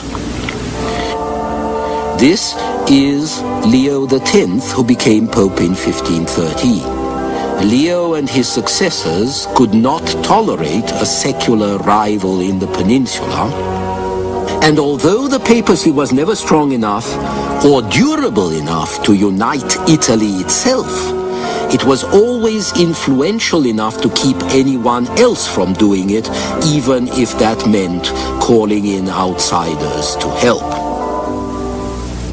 And so Italy, like Germany, was ruled out of the national race and had to wait 300 years for the national consolidation which its rivals achieved by the 16th century. Now, this period was also a time of more contact between states as political and territorial definition grew. And this increased contact, in turn, led to the development of new political forms to handle it. Squatters isolated on a large plain have little need for organized communication, but when they stake out their claims right up to their neighbor's property, they see each other more often, they watch each other more closely, they tend to fight. And that's what happened with the national states. Before the era of national expansion, diplomatic relations had been rare and spasmodic, and ambassadors were only dispatched on special occasions. But during the 15th and the 16th centuries, ambassadors became regular and resident. These two French ambassadors were painted in 1533, and while the modern diplomatic system was growing out of the necessity of countries busy watching each other, modern international law was growing out of the need to adjust the increasing number of international disputes. And out of the calculations based on each state's jealousy of the other's growth, the idea of the balance of power grew as well. There were other changes. As the area over which the monarch ruled increased, his authority within his own dominions also increased. This is Louis XII going off to assert his authority, actually not in France, but in Italy. Every extension of the king's sway intensified his dignity and lifted him higher above his subjects. Local liberties and feudal rights which checked a Duke of Brittany or a King of Aragon were much less effective against a King of France, like Francis I, or a King of Spain, who had more soldiers, higher revenues, and better credit. Feudal and local powers fought a long holding action against the crown for hundreds of years, but the tendency was against them once the king became the symbol of national unity and the center of national aspirations. And this monarch gained as much from the growth of the new ideas as he did from the decay of the old. The Renaissance, which we shall discuss in detail next time, the revived study of Roman civil law, eventually the Reformation, all of these would contribute to the growth of royal power. Even scholars who worked with their pens and who had to live on pensions contributed to it. Pensions, after all, can be more easily got from princes than from parliaments, because parliaments don't regard purely intellectual achievements as a service to the state. And so the scholars looked to the king, and the king got his reward in the praise he received from the world of letters. Helped by new benefactors, scholars and artists had the means to study the mythology, literature, and art of the Romans, and from there to rediscover the Romans' political organization and their laws, all of which had a significant effect on European thinking. Just as the classical Latin of ancient Rome seemed superior to medieval Latin, dismissed as dog Latin, so Roman imperial law seemed superior to the barbarousness of European common law and feudal custom. As scholars rediscovered Roman law, its study and application spread outward from the Italian universities, first into the lands of the Holy Roman Empire, whose emperors regarded themselves as the successors of imperial Rome, and then into the rest of Europe. So by the 15th century, the maxims of Roman law were everywhere, and our civil laws are all marked by it. Nothing could have suited the new kings better, because the old common law and feudal custom were based on local interests and constituted checks on any central power. The maxim of the Roman law, however, was that the will of the king was law, and this was a maxim that could be quoted against lords, or popes, or parliaments. There was also the Roman tradition of deifying emperors, and by the 16th century, some European courtiers were almost inclined to pay similar honors to their kings. To understand their attitude, you have to remember the misrule of the previous age, the decline and failure of the previous system, and the strength of popular demand for a firm, masterful hand at the wheel. There is a modern myth that people have always tended towards democracy, constitutions, electoral rights. But in truth, love of freedom has never been the predominant note of popular politics. At most times, popular demand has been for a strong government. The government of the kings was never good, but it seemed better, at least for a while, than the anarchy that preceded it. Authoritarian stability was better than authoritarian anarchy. The violence of an organized state was preferred to the blinder violence of a disorganized feudalism. And in the 14th century, any state that could afford it had means of violence more efficient and more expensive than ever before. Strong government and capital-intensive warfare traditionally go together. That's because the power that controls the weapons can enforce its will. And the first thing it enforces is taxation to pay for more weapons.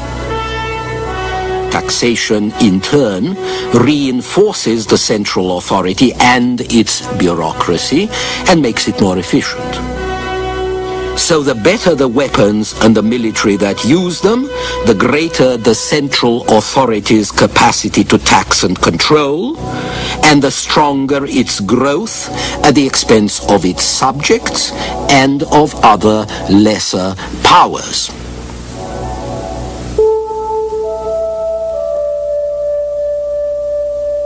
The 1300s and the 1400s saw the appearance of weapons that would affect history down to our own day: guns and gunpowder. Centuries before, the Byzantines had used Greek fire, fireballs that helped them beat off the Slavs and the Arabs. These fireballs were shot from catapults, but increasingly from tubes as well. So when the idea of guns with metal tubes reached Europe from India and China in the 13th century, there were European weapon makers who could copy them. Cannon and cannonballs made of iron or stone were useful against walls, ships, and troops in close formation. Turkish cannon battered down the walls of Constantinople in 1453. French cannon helped drive out the English at the end of the 100 Years' War. And there were also handguns. An English general was killed by a handgun in the last battle of the 100 Years' War in 1452. By the 1500s, the arquebus, the musket, the rifle came into their own and became the core weapon of modern infantry, also the key to European power beyond Europe. It would be handguns that won much of America for Spain and the East Indies for Spaniards, Portuguese, English, and Dutch. In Mexico, the guns of the Spanish were thought to produce lightning. It would be difficult for any man to stand up against controlled lightning. And so the future lay with Europe's more modern armies, equipped with artillery, like the French armies that conquered Italy after the 1490s, and equipped with handguns that won America for the Spaniards, and gave the Spanish infantry a superiority that dominated Europe into the 17th century. After all, not everybody could build a gun. You needed arsenals and expensive equipment. By the 16th century, Spain and other states were spending 2/3 of their revenue on weapons. Naturally, countries with plenty of iron ore and a superior metallurgy had a great advantage, and that meant Central Europe, France, and in due course the Swedes. The new weapons also meant that cities and feudal lords were no longer safe behind their walls. Modern warfare based on guns and gunpowder dispensed once and for all with castles, with knights in armor, and also with the culture of chivalry and the culture of independent cities. It opened the age of the modern state, interested in order, in taxes, and in strong, ever stronger institutions. So war and government and the world in general have all been transformed by gunpowder. Those of you who don't like the idea of a strong interventionist state will deplore this development, and I really see the point. But you have to remember the robber barons and the general disorder that went before. The days of Romeo and Juliet may seem romantic, but they were also days of gang warfare and terror and bloodshed. A lot of English and French and Italians were glad to see noble knights replaced by the king's peace, fragile as it was, and as it still is. Next time, the Renaissance. Until then.